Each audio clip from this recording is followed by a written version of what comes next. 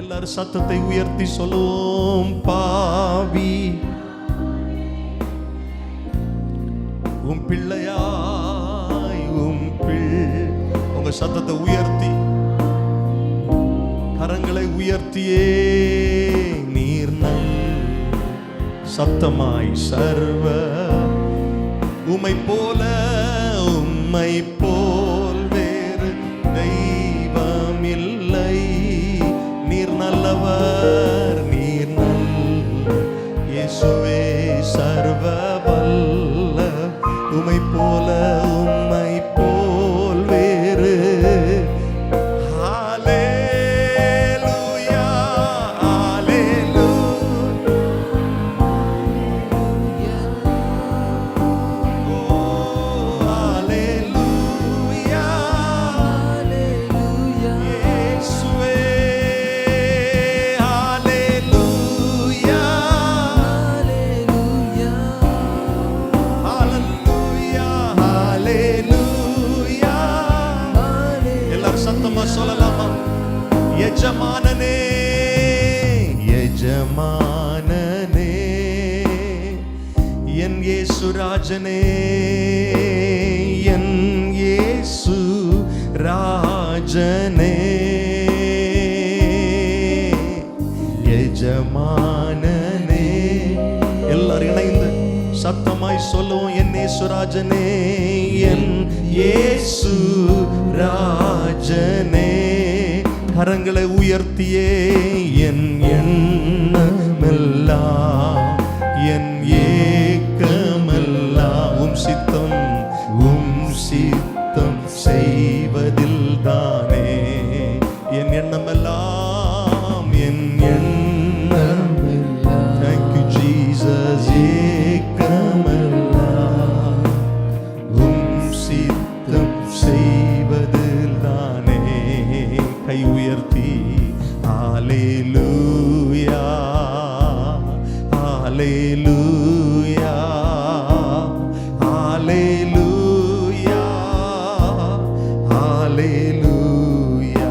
இயேசுவே ஹல்லேலூயா. பரிசுத்தரே, உண்மை உள்ளவரே, உயர்ந்தவரே, ஹல்லேலூயா. இயேசு பெரியவர், இயேசு பெரியவர், இயேசு பெரியவர், இயேசு பெரியவர். கரம் உயர்த்தி ஹல்லேலூயா, ஹல்லேலூயா. எல்லாரும் சத்தமாய் ஹல்லேலூயா, ஹல்லேலூயா. நல்ல கரங்களை தட்டி மனதார சர்வ வல்லமையுள்ள தேவனை மகிமைப்படுத்துவோம். ஒருவராய் பெரிய அதிசயங்களை செய்கிறவர், ஆராதனைக்குரியவர், நம்மை பரிசுத்தப்படுத்தினவர், நம்மை நேசிக்கிறவர், நமக்கு ஜீவனை தந்தவர், பிள்ளைகளை தந்தவர், குடும்பத்தை தந்தவர், ஊழியத்தை தந்தவர், நம்மை நடத்துகிறவர், போஷிக்கிறவர், நம்முடைய ஆத்துமாவை மரணத்திலிருந்து விடுவித்தவர், இயேசுவை மகிமைப்படுத்தி நம்முடைய நோய்களை குணமாக்கினவர், நமக்கு ஆரோக்கியத்தை வர பண்ணினவர். சர்வ வல்லமையுள்ள தேவனுக்கு மகிமை செலுத்தும்படியா நல்ல கரங்களை தட்டி ஓசையுள்ள கைத்தாளங்களோடு நம்முடைய கர்த்தரை மகிமைப்படுத்துவோம். ஹல்லேலூயா. ஆண்டவரே, உம்முடைய நல்ல நாம மகிமை அடையணும். ஆண்டவரே, எங்கள் பாடல்களை கர்த்தர் அங்கீகரிக்கணும், எங்கள் ஜெபங்களை கர்த்தர் அங்கீகரிக்கணும், எங்கள் காணிக்கைகளை கர்த்தர் அங்கீகரிக்கணும், எங்களை கர்த்தர் அங்கீகரிக்கணும். ஆண்டவரே, எங்கள் ஆராதனைகள் உமக்கு பிரியமாயிருக்க எங்களை பலப்படுத்தும். இயேசுவின் நாமத்தில் ஜெபிக்கிறோம் நல்ல பிதாவே, ஆமென், ஆமென். அமர்ந்து கொள்ளலாம். நாம் சேர்ந்த ஆண்டவரை மகிமைப்படுத்தி சில பாடல்களை இணைந்து பாடப்போகிறோம். கர்த்தருடைய நாமம் மகிமைப்படுவதாக. சந்தோஷமாய் சொல்லுங்கள் அல்லேலூயா. சத்தத்தை உயர்த்தி சொல்லுங்கள் அல்லேலூயா.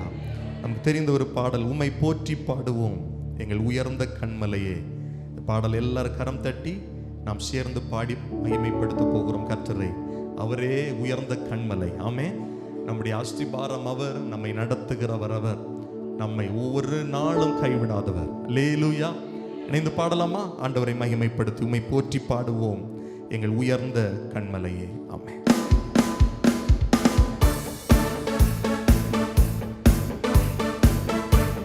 எல்லார் கரங்களை தட்டி சேர்ந்து பாடுவோம். ஆமென்.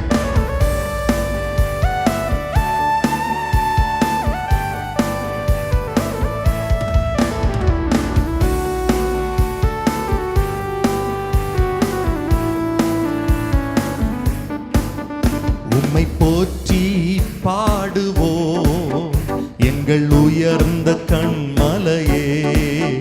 உம்மை போற்றி பாடுவோம் எங்கள் உயர்ந்த கண். எல்லாரும் சத்தமாய் பாடுவோம். உம்மை போற்றி பாடுவோம் எங்கள் உயர்ந்த கண்மலையே. உம்மை போற்றி பாடுவோம் எங்கள் உயர்ந்த கண்மலையே. பெருவெள்ளம் மதிலை மோதி பெரும் காற்றும் அடிக்கையில். பெருவெள்ளம் மதிலை மோதி பெரும் காற்றும் அடிக்கையில். எங்கள் புகலிடமே எங்கள் தஞ்சமே பெரும் கண்மலையின் நிழலே. எங்கள் புகலிடமே எங்கள் தஞ்சமே பெரும் கண்மலையின் நிழலே. பாடுவோம். உம்மை போற்றி பாடுவோம் எங்கள் உயர்ந்த கண்மலையே. உம்மை போற்றி பாடுவோம் எங்கள் உயர்ந்த கண்மலையே. செங்கடலும் பிளந்து போகும் இந்த சேனையும் அமிழ்ந்திடும். செங்கடலும் பிளந்து போகும் யுத்த சேனையும் அமிழ்ந்திடும். எங்கள் பராக்கிரமமே எங்கள் பலனும் நீரே, ஜெயம் எடுப்போம் உம்மாலே. எங்கள் பராக்கிரமமே எங்கள் பலனும் நீரே, ஜெயம் எடுப்போம் உம்மாலே. இணைந்து பாடுவோம். உம்மை போற்றி பாடுவோம் எங்கள் உயர்ந்த கண்மலையே. உம்மை போற்றி பாடுவோம் எங்கள் உயர்ந்த கண்மலையே. எம்மை உயர்ந்த ஸ்தானங்கள் மேலே வைத்து வைத்தவர் நீரல்லவோ. எம்மை உயர்ந்த ஸ்தானங்கள் மேலே வைத்து வைத்தவர் நீரல்லவோ. கண்மலை தேனும் வடியும் எண்ணெயும் தருவதும் நீரல்லவோ. பாடுவோம். கண்மலை தேனும் வடியும் எண்ணெயும் தருவதும் நீரல்லவோ. உம்மை போற்றி பாடுவோம் எங்கள் உயர்ந்த கண்மலை.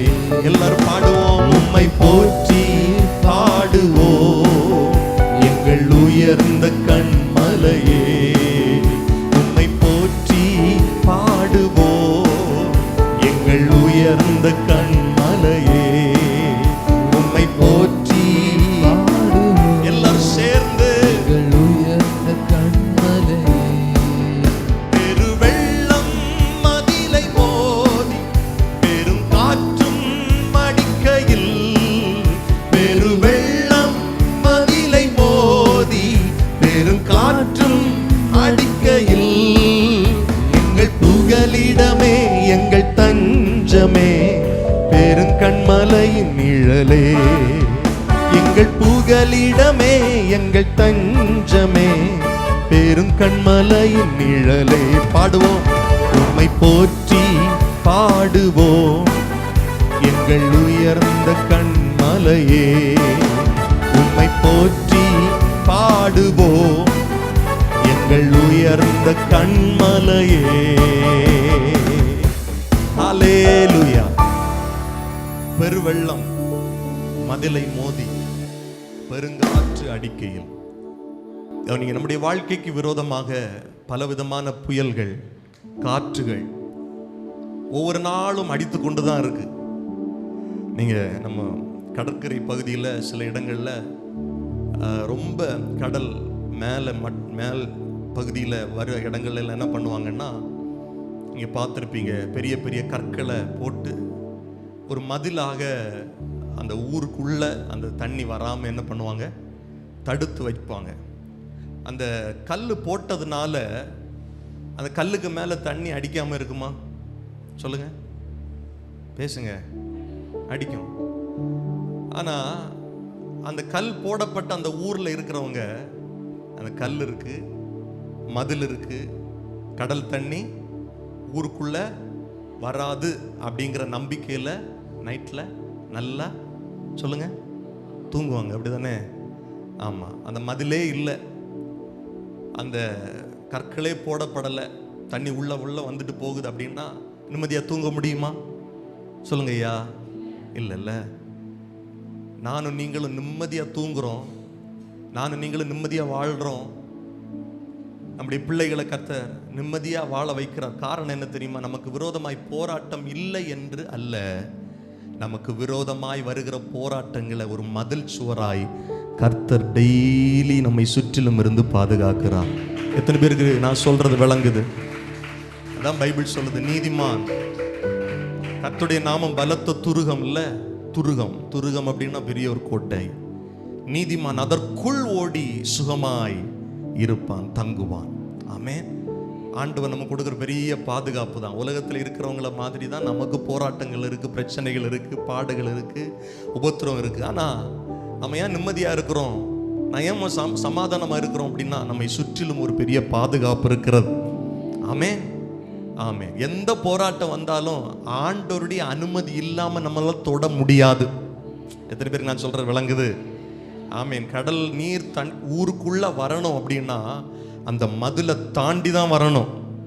சில நேரத்தில் அந்த மதில் கூட தாண்டி கடல் நீர் உள்ள வந்துருது சில இடங்கள்ல, பெரிய இயற்கை சீற்றங்கள். ஆனா நானும் நீங்களும் ஆராதிக்கிற ஆண்டவர் இயற்கைக்கும் அப்பாற்பட்டவர், இயற்கையும் தடுத்து நிறுத்த வல்லமை உள்ளவர். காற்றே இறையாதே, கடலே அமைதலாயிரு என்று சொன்ன சர்வ வல்லமை உள்ள தேவனை நம்ம ஆராதிக்கிறோம் அப்படின்னு சொல்றவங்க இன்னும் நல்ல ஓசை உள்ள கைத்தாளங்களோடு, எனக்கு நீங்க கையை தட்ட வேண்டாம், கர்த்தருக்கு இயேசுவை மகிமைப்படுத்தி ஹalleluya ஹalleluya thank you Jesus. எந்த சூழ்நிலையும் அவர் அன்பில் நின்று என்னை பிரிக்காது காத்து கொள்வார். சொல்லுங்கள், எந்த சூழ்நிலையும் அவர் அன்பில் நின்று என்னை பிரிக்காது காத்து கொள்வார். என்னை நம்பி அவர் தந்த பொறுப்பதனை அவர் வரும் வரை, என்னை நம்பி அவர் தந்த பொறுப்பதனை அவர் வரும் வரை காத்து. ஆனந்தமே ஆனந்தமே பரமான், இது மாபெரும் பாக்கியமே. இந்த பார்தலத்தின் எந்த உள்ளத்தின், இந்த பார்தலத்தின் சொந்தக்காரரவர் எந்த உள்ளத்தின் ஹல்லேலூயா. எந்த சூழ்நிலையும் அவருடைய அன்பை விட்டு என்ன பிரிக்காது, என்னை காத்துக் கொள்ளுவார். அற்புதமான வரி. என்னை நம்பி அவர் தந்த பொறுப்பை அவருடைய வருகை பரியந்தம் காத்து கொள்ளுவேன். எத்தனை பேருக்கு அந்த பொறுப்பு இருக்கு? எத்தனை பேருக்கு கர்த்தர் என்ன நம்பி பொறுப்பு தந்திருக்கிறார் அப்படின்னு சொல்றவங்க கரங்களை உயர்த்துங்க. இந்த பூமியில் நான் வாழும்போது ஆண்டவர் நிறைய பொறுப்பு பிரதர் எனக்கு தந்திருக்கிறார், கர்த்தர் தந்திருக்கிறார். ஆமே. நம்முடைய குடும்பம் பாருங்க, ஆண்டவர் குடும்பத்தில் நம்ம ஒவ்வொருவருக்கும் ஒரு பொறுப்பு தந்திருக்கிறார். நம்ம பிள்ளைகளை வளர்த்துற ஒரு பொறுப்பை தந்திருக்கிறார் இல்ல? ஆமே. குடும்பத்தை ரட்சிப்புக்குள்ள நடத்துற ஒரு பொறுப்பு தந்திருக்கிறார். வேலையில் ஒரு பொறுப்பை தந்திருக்கிறார். எல்லாவற்றும் இந்த பூமியில நாம செய்கிற காரியங்கள் எதுவுமே தற்செயலா இல்லை. ஆனால் எதை செஞ்சாலும் உண்மையா செய்யணும். ஆமேன்னு சொல்லுங்க. ஒரு நிறுவனத்துக்கு கீழே நீங்க வேலை பார்க்குறவங்களா இருந்தாலும் அந்த பொறுப்புல உண்மையா இருக்கணும். ஒரு தொழிலுக்கு போறீங்க, ஆமே, நீங்க வெறும் கூலிக்கு தான் அதுல போறீங்க அப்படின்னா கூட அந்த எஜமானுக்கு உண்மையா இருக்கணும். ஆண்டவர் உங்களை ஆசீர்வதிப்பார். அல்லேலூயா சொல்லுங்கள் பார்க்கலாம். கரம் தட்டி பாடலாமா? மகிழ்வோம் மகிழ்வோம் தீனமாக மகிழ்வோம், இயேசுராஜன் நம் சொந்தமாயினார். மகிழ்வோம் மகிழ்வோம் தீனமாக மகிழ்வோம், இயேசுராஜன் நம் சொந்தமாயினார். பார்தலத்தின் சொந்தக்காரர் அவர், எந்த உள்ளத்தின் பாடுவோம். இந்த பார்தலத்தின் சொந்தக்காரர் அவர், நல்ல கரம் தட்டி உள்ளத்தின் சொந்தமானார். ஆனந்தமே பரமானந்தமே, இது மாபெரும் பாக்கியமே. ஆனந்தமே பரமானந்தமே, இது மாபெரும் பாக்கியமே. இந்த பாதலத்தின் சொந்தக்காரர் அவர், எந்த உள்ளத்தின் சொந்தமானார். இந்த பாதலத்தின் சொந்தக்காரர் அவர், எந்த உள்ளத்தின் சொந்தமானார். சின்னஞ்சிறு வயதில் என்னை குறித்து விட்டார், தூர போயினும் கண்டு கொண்டார். சின்னஞ்சிறு வயதில் என்னை குறித்து விட்டார், தூரம் போயினும் கண்டு கொண்டார். தமது ஜீவனை எனக்கும் அளித்து ஜீவன் பெற்றுக்கொள் என்று உரைத்தார். தமது ஜீவனை எனக்கும் அளித்து ஜீவன் பெற்றுக்கொள் என்று உரைத்தார். சத்தமாய் ஆனந்தமே பரமானந்தமே, இது மாபெரும் பாக்கியமே. ஆனந்தமே பரமானந்தமே, இது மாபெரும் பாக்கியமே. இந்த பாதலத்தின் சொந்தக்காரர் அவர், எந்த உள்ளத்தின் சொந்தமானார்.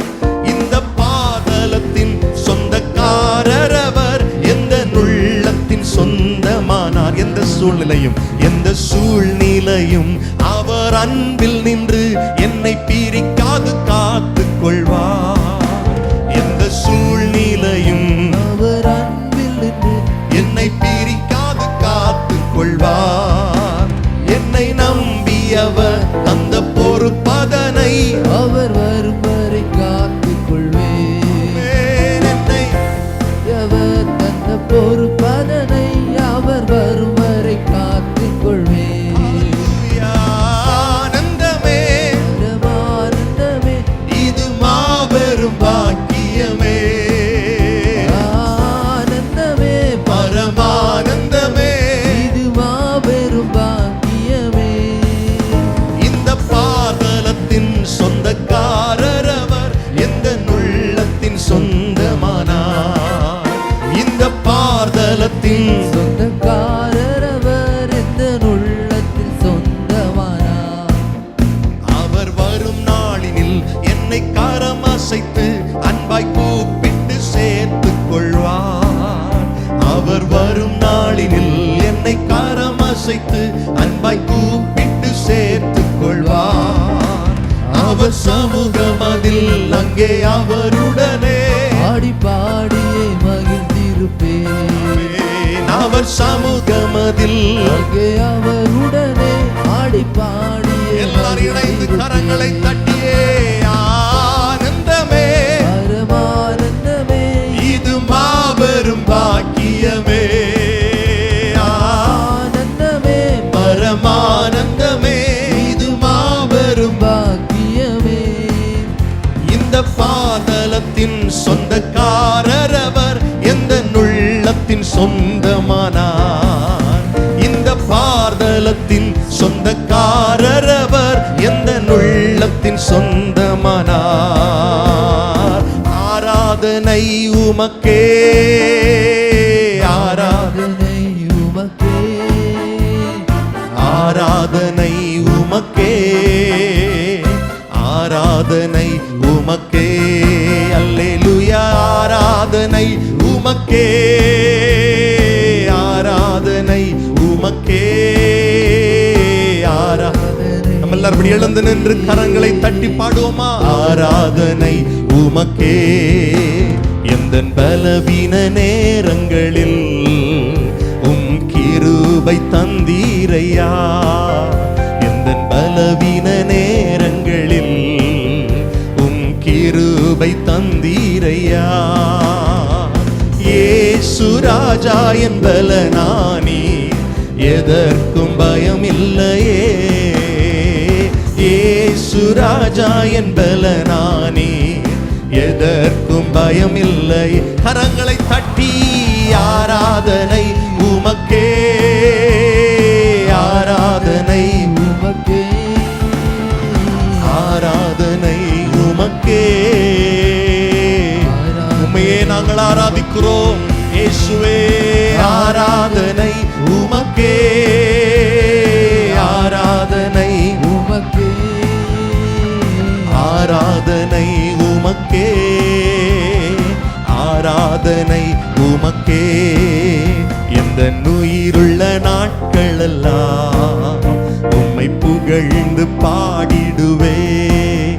எந்த உயிருள்ள நாட்களெல்லாம் உம்மை புகழ்ந்து பாடிடுவே.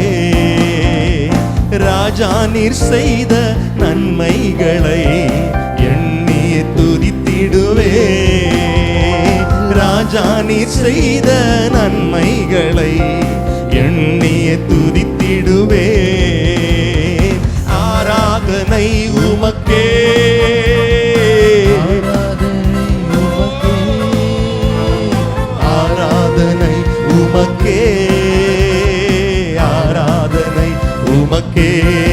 அல்லேலூயா. ஆராதனை உமக்கே, எஸ் லார்ட். ஆராதனை விடுதலையானவரே, மகிமைக்குரியவரே, எங்களை விடுவிக்கிறவரே. உமக்கே, வல்லமை உண்டு உண்டு, அற்புத வல்லமை இயேசுவின் இரத்தத்தால். வல்லமை உண்டு உண்டு, அற்புத வல்லமை இயேசு கிறிஸ்துவின் இரத்தத்தினால்.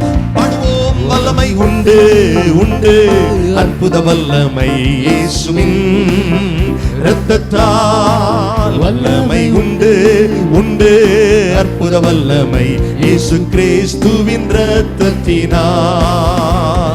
மாம்சமான யாவர் மேலும் ஆவியை ஊற்றுவேன் என்றீ. மாம்சமான நல்ல கரங்களை தட்டி பாடுவோம். ஆவியை ஊற்றுவேன் என்றீ. முப்பர் வாலிபர் யாவரும் தீர்க்க தரிசனம் சொல்வாரே. முப்பர் வாலிபர் யாவரும் தீர்க்க தரிசனம் சொல்வாரே. சபையார் சொல்லுவோம். பொழிந்திடும் வல்லமை, உன்னதத்தின் வல்லமை, ஆவியின் வல்லமை, அக்கினியின் வல்லமை. பொழிந்திடும் உன்னதத்தின் வல்லமை, ஆவியின் வல்லமை, அக்கினியின் வல்லமை. மீட்கப்படும் நாளுக்கென்று முத்திரையான ஆவியை தாரும். மீட்கப்படும் நாளுக்கென்று முத்திரையான ஆவியை தாரும். பிதாவே என்று அழைக்க புத்திர சுவிகாரம் ஈந்திடும். பிதாவே என்று அழைக்க பாடுவோம். புத்திர சுவிகாரம். கரங்களை தட்டி சேர்ந்து. பொழிந்திடும் வல்லமை, உன்னதத்தின் வல்லமை, ஆவியின் வல்லமை, அக்கினியின் வல்லமை. பொழிந்திடும் வல்லமை, உன்னதத்தின் வல்லமை, ஆவியின் வல்லமை, அக்கினியின் வல்லமை. உண்டு உண்டு, அற்புத வல்லமை இயேசுவின் இரத்தத்தால். வல்லமை உண்டு, அற்புத வல்லமை இயேசு கிறிஸ்துவின் இரத்தத்தினால். திரும்ப திரும்ப வல்லமை உண்டு. இயேசு கிறிஸ்துவின் இரத்தத்துக்கு வல்லமை உண்டு. உன்னுடைய பாவங்களை மன்னிக்கிற வல்லமை இயேசு கிறிஸ்துவின் இரத்தத்துக்கு உண்டு. நீ பாவங்கள் அற உன்னை சுத்திகரிக்க இயேசு கிறிஸ்துவின் இரத்தத்துக்கு வல்லமை இருக்கிறது. உனக்காய் பரிந்து பேச இயேசு கிறிஸ்துவின் இரத்தத்துக்கு வல்லமை இருக்கிறது. பிசாசின் தலையை நசுக்க இயேசு கிறிஸ்துவின் இரத்தத்துக்கு வல்லமை இருக்கிறது. வாதை உன் கூடாரத்தை அணுகாமல் உன்னை பாதுகாக்க இயேசு கிறிஸ்துவின் இரத்தத்திற்கு வல்லமை இருக்கிறது. நல்ல கரங்களை தட்டி அறிக்கை பண்ணுங்க, வாய்களை திறந்து. இயேசுவின் இரத்தத்தின் ஆளுகை என் குடும்பத்துக்கு மேல இருக்கட்டும். பிசாசுக்கு எதிராக என் குடும்பத்திலே ஆமென் கர்த்தருடைய இரத்தம் ஆளுகை செய்யட்டும், ஆளுகை செய்யட்டும். இந்த இரத்தத்தினால் தான் நான் மீட்கப்பட்டிருக்கிறேன். இந்த இரத்தத்தினால் தான் என் பாவங்கள் மன்னிக்கப்பட்டிருக்கிறது. இந்த இரத்தத்தினால தான் நான் கழுவப்பட்டிருக்கிறேன். இயேசு கிறிஸ்து சிலுவையிலே சிந்தின இரத்தம் தான் எனக்காக இன்றைக்கும் பரிந்து பேசுகிறது. நல்ல கரங்களை தட்டி வாய்களை திறந்து ஆமென் ஆமென் ஆமென். இயேசு கிறிஸ்து என்ற அந்த நீதிமானுடைய மரணம் என்னுடைய வாழ்க்கையில் ஒரு புதிய ஜீவனை தந்திருக்கிறது. இயேசுவே எனக்காக மரித்தவர், இயேசுவே எனக்காக உயிர்த்தெழுந்தவர், இயேசுவே எனக்காக ஆமென் மறுபடியும் என்னை சேர்க்க மீண்டும் வருகிறவர். அவரே என்னை நேசிக்கிறவர், அவரே பரிகாரி, அவரே பரிசுத்தர், அவரே நித்திய மீட்பர், நித்திய இரட்சகர். நல்ல வாய் திறந்து அபிஷேகத்தில் நிறைந்து ஆமென் கர்த்தரை மகிமைப்படுத்துங்க பார்க்கலாம். ஹalleluya. ரிபா ஹஷேபா கதன மலகதரே ரிபல கதன மகஷபடதர லகதன லபரகதன. ஹalleluya. இயேசுவின் இரத்தம் ஜெயம், இயேசு கிறிஸ்துவுடைய இரத்தம் ஜெயம்.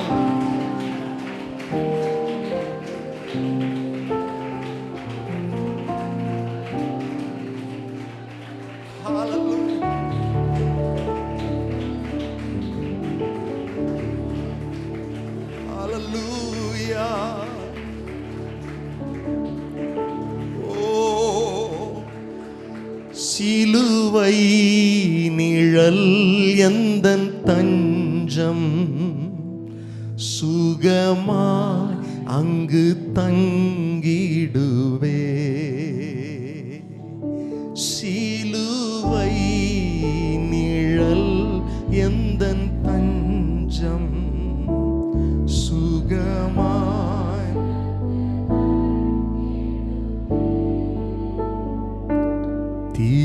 திருப்பாதம் நம்பி வந்தே.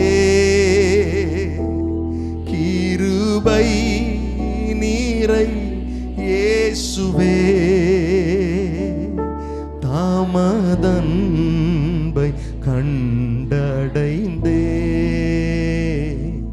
தேவ சமூகத்திலே தாமதன்பை கண்டடைந்தே. தேவ சமூகத்திலே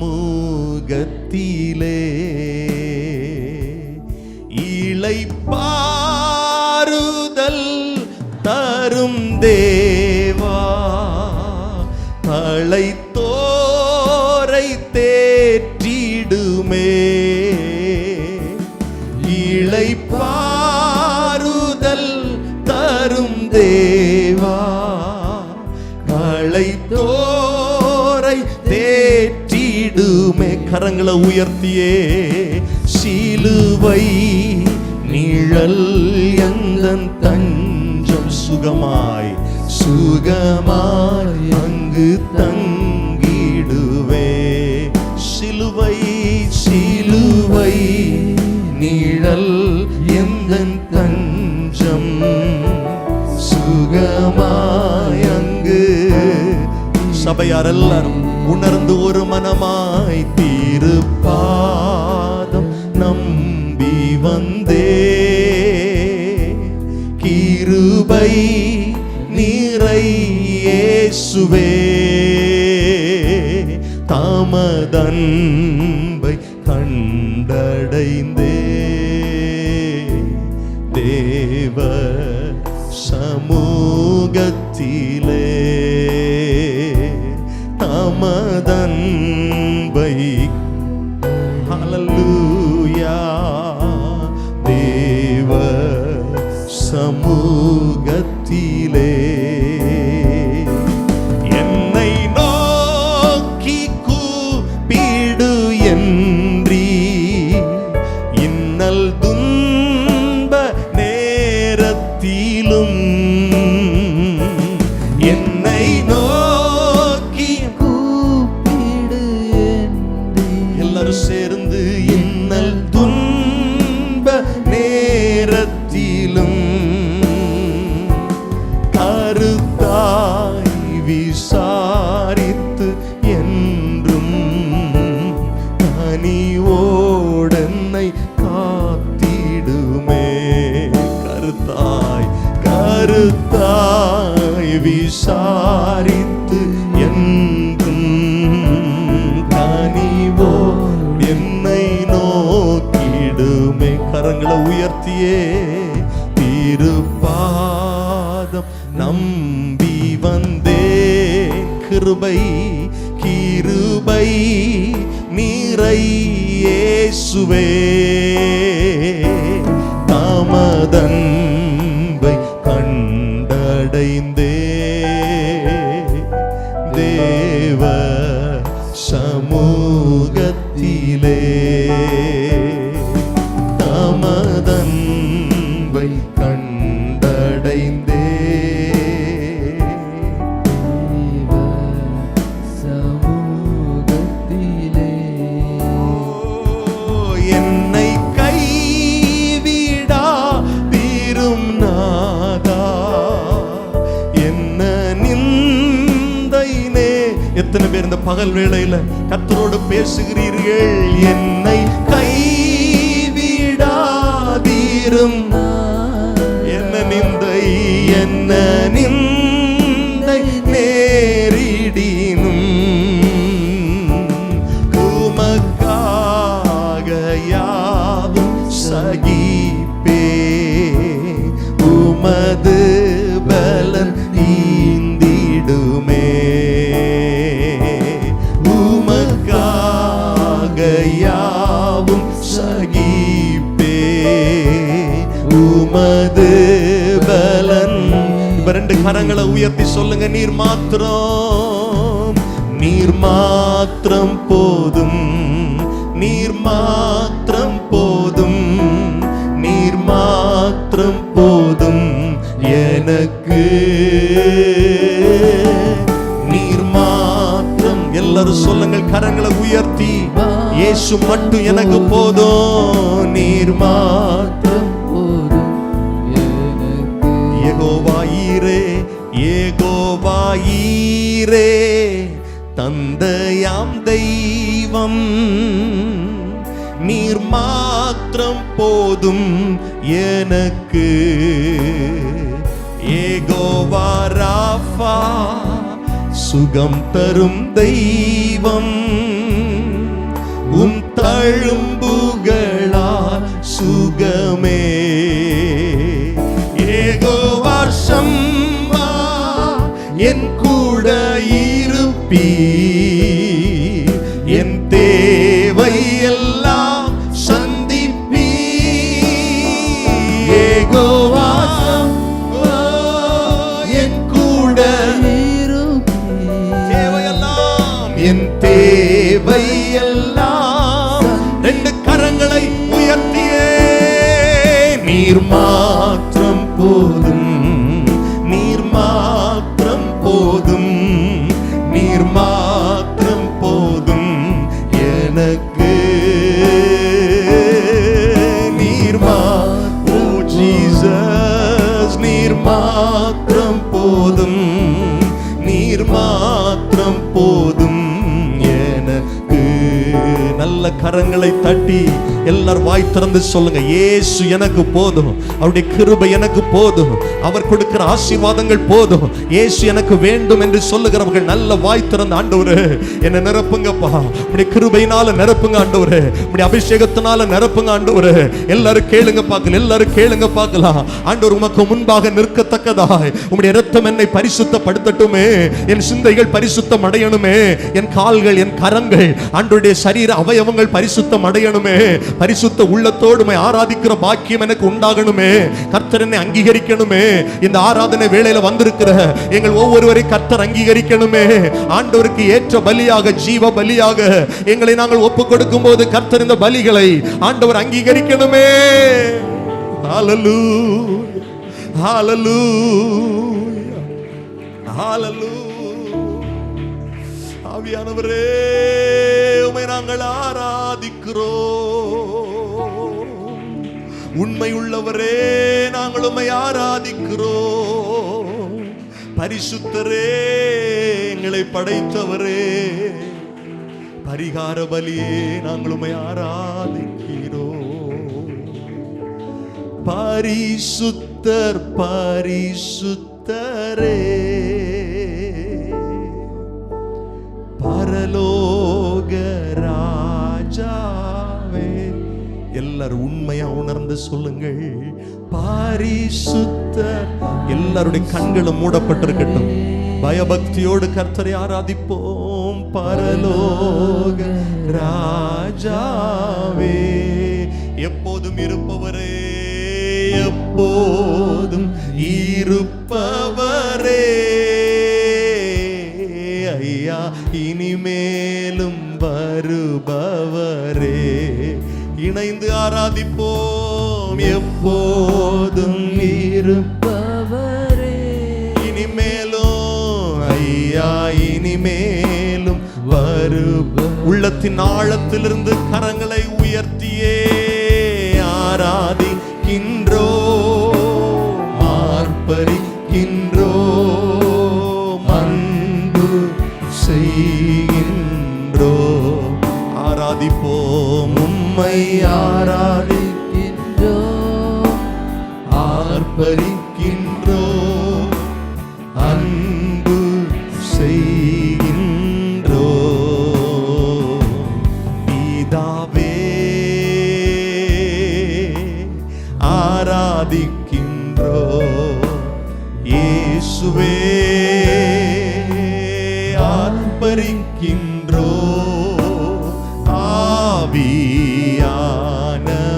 ஆவியானவரே உள்ளத்தின் ஆழத்திலிருந்து அன்பு செய்கின்றோ.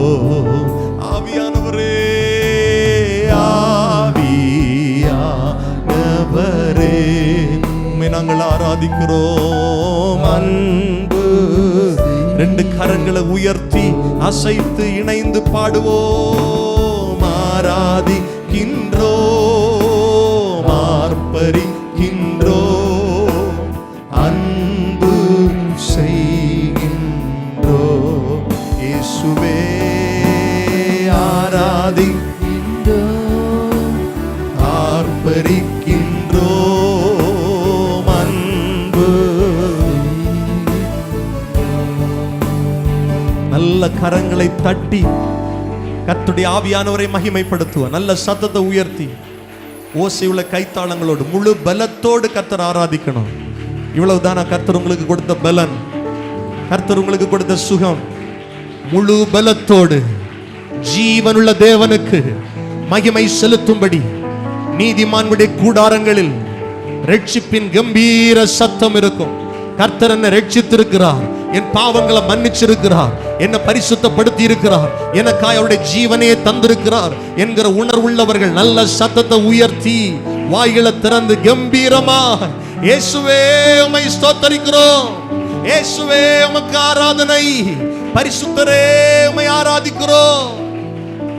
ஹalleluya, ஹalleluya, ஹalleluya. கடந்த வாரமெல்லாம் ஆண்டவர் கிருபையாய் நம்மை நடத்தினார். ரெண்டு கரங்களை உயர்த்தி சபை நடுவில் கண்களை மூடி எல்லாரும் சொல்லுங்க, இயேசுவே உமக்கு நன்றி. கடந்த வாரம் முழுவதும் எங்கள் குடும்பங்களை நடத்தினீர், நன்றி.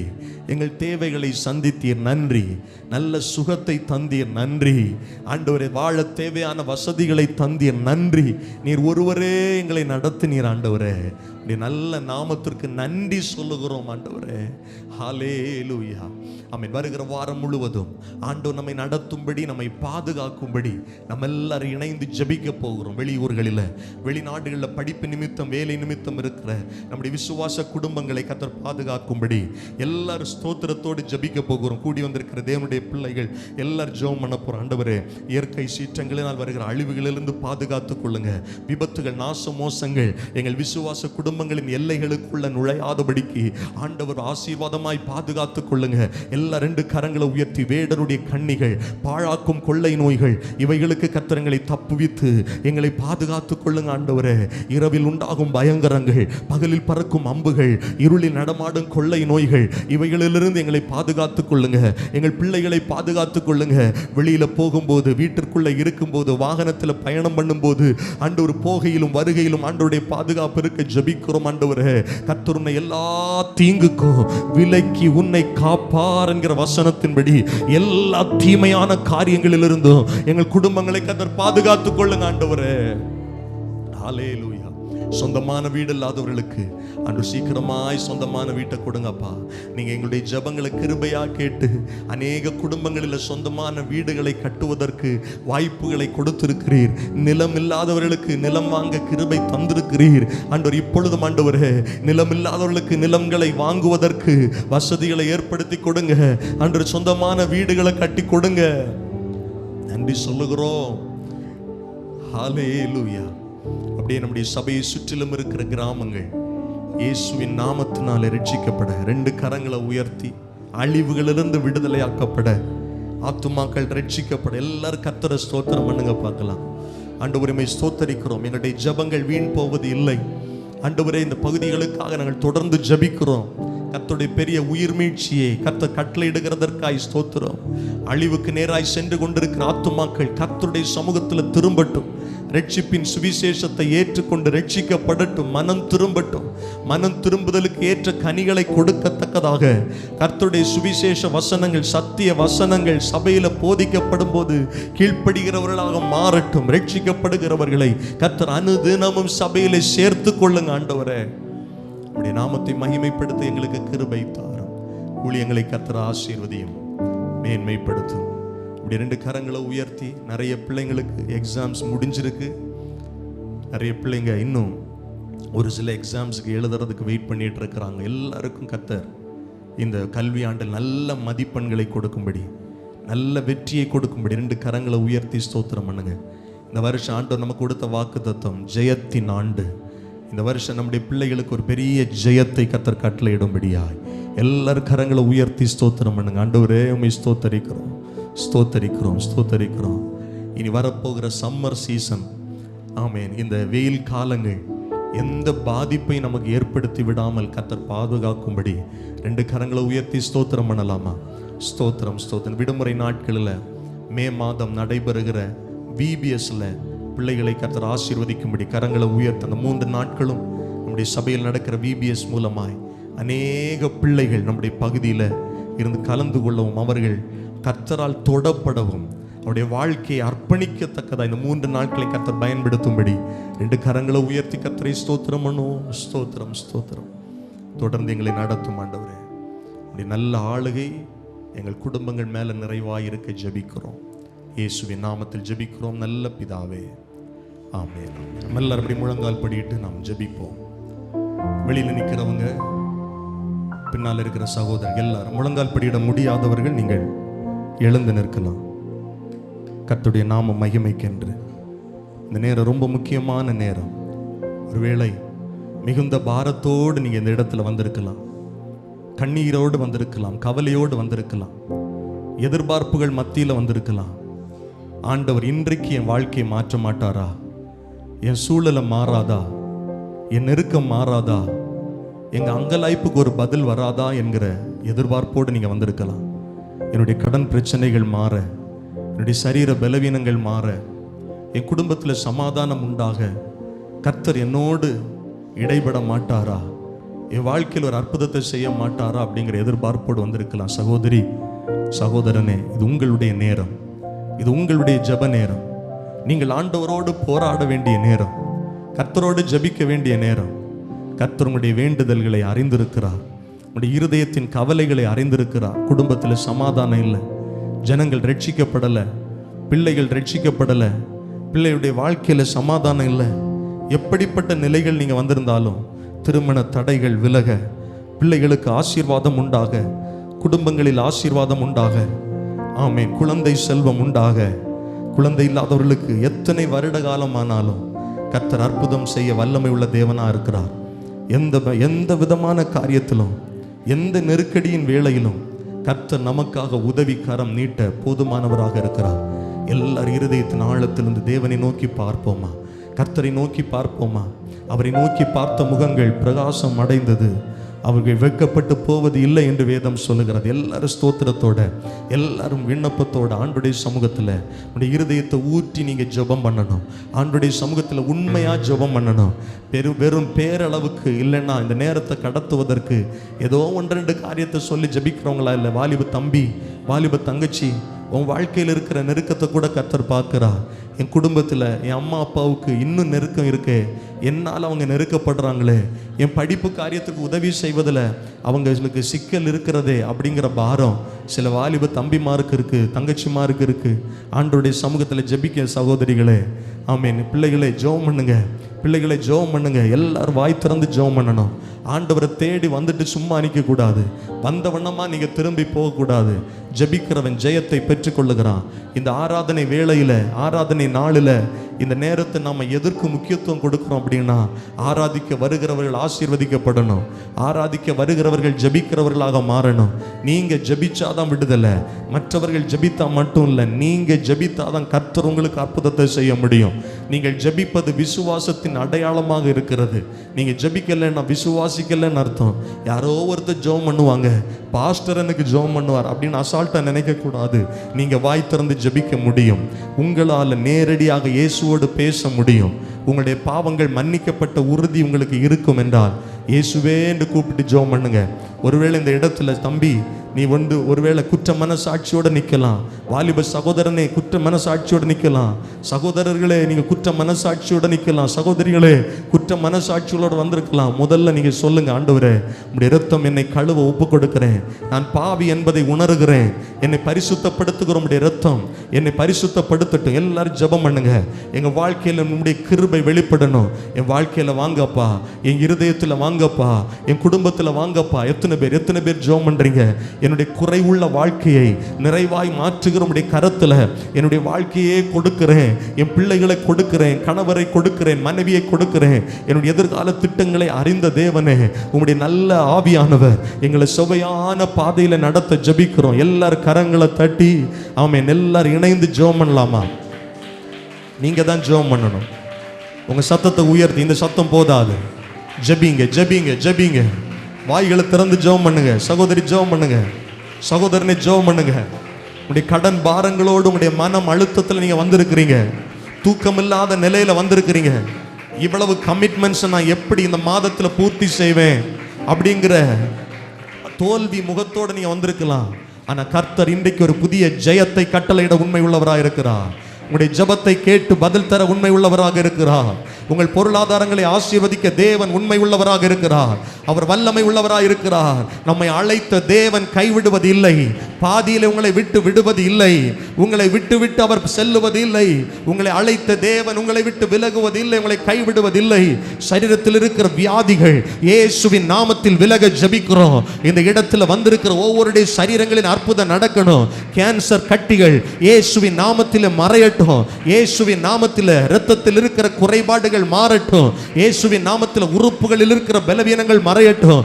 அடிக்கடி பலவீனப்படுத்துகிற ஆவி இயேசுவின் நாமத்தில் குடும்ப எல்லைகளை விட்டு துரத்துகிறோம். ஆமென் ஆமென் ஆமென் ஆமென் ஆமென் ஆமென். முடக்குவாதங்கள் இயேசுவின் நாமத்தினால விலகட்டும், இயேசுவின் நாமத்தினால விலகட்டும். ஜெபம் பண்ணுங்க, ஜெபம் பண்ணுங்க. கர்த்தர் கிரியை செய்கிறார், கர்த்தர் அற்புதங்களை செய்கிறார், கர்த்தர் ஆற்றலை தருகிறார். சோர்ந்து போய் வந்திருக்கிற தேவ பிள்ளைகளே, உனக்கு பலனை தர, உனக்கு உன்னுடைய சத்துவத்தை பெருக பண்ண என் தேவன் வல்லமை உள்ள தேவனாக இருக்கிறார். சோர்வுகள் மறையட்டும், மனத்தாழ்மை உண்டாகட்டும், கோபங்கள், எரிச்சல்கள், பொறாமைகள் இயேசுவின் நாமத்தினால விலகட்டும். வன்கண்ணின் ஆவிகள் விலகட்டும், மாந்திரீக கட்டுகள் உடையட்டும் இயேசுவின் நாமத்தினாலே. ஏவலின் கிரியைகள் மறையட்டும். குடும்பங்களுக்கு விரோதமாக பிரிவினைவை தூண்டுகிற பொல்லாத ஆவிகள் இயேசுவின் நாமத்தினால விலகட்டும். கணவன் மனைவிக்கு இடையே இருக்கிற பிரச்சனைகள் மறைய, ஆமென். குடும்பங்கள் மறுபடியும் கட்டப்பட, குடும்பங்கள் மறுபடியும் சமாதானத்தினால சீர்பொருந்த ஒவ்வொருவருக்கும் ஜெபிக்கிறேன் ஆண்டவரே. கர்த்தர் அற்புதம் செய்யுங்க, கர்த்தர் அற்புதம் செய்யுங்க, கர்த்தர் இடைபடுங்க, கர்த்தர் இடைபடுங்க.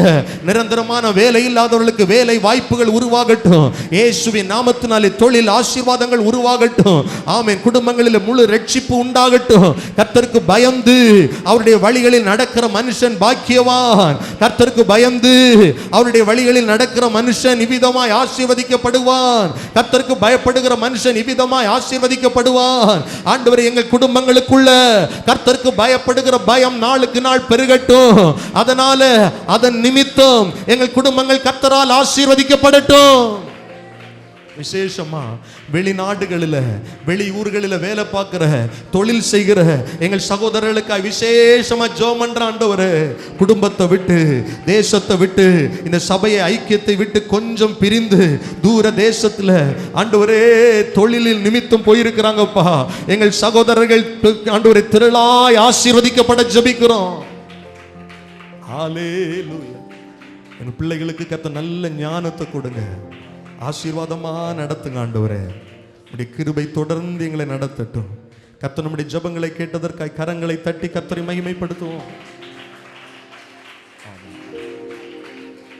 எல்லாரும் அப்படி எழுந்து நிற்கலாமா? திறக்கப்பட்டதாம் ஊற்று சிலுவையிலே இரட்சகரின் காயங்களில் வெளிப்படுதே. திறக்கப்பட்டதாம் ஊற்று சிலுவையிலே இரட்சகரின் காயங்களில் வெளிப்படுதே. பாவக்காரைகள் முற்றும் நீங்கிட, பாவக்காரைகள் முற்றும் நீங்கிட பாடுவோம் பரிசுத்தர். நல்ல கைத்தட்டி பாடலாமா? எல்லார் கைத்தட்டி பரிசுத்தர் சமூகத்தில் ஜெயம் பெற்றிட.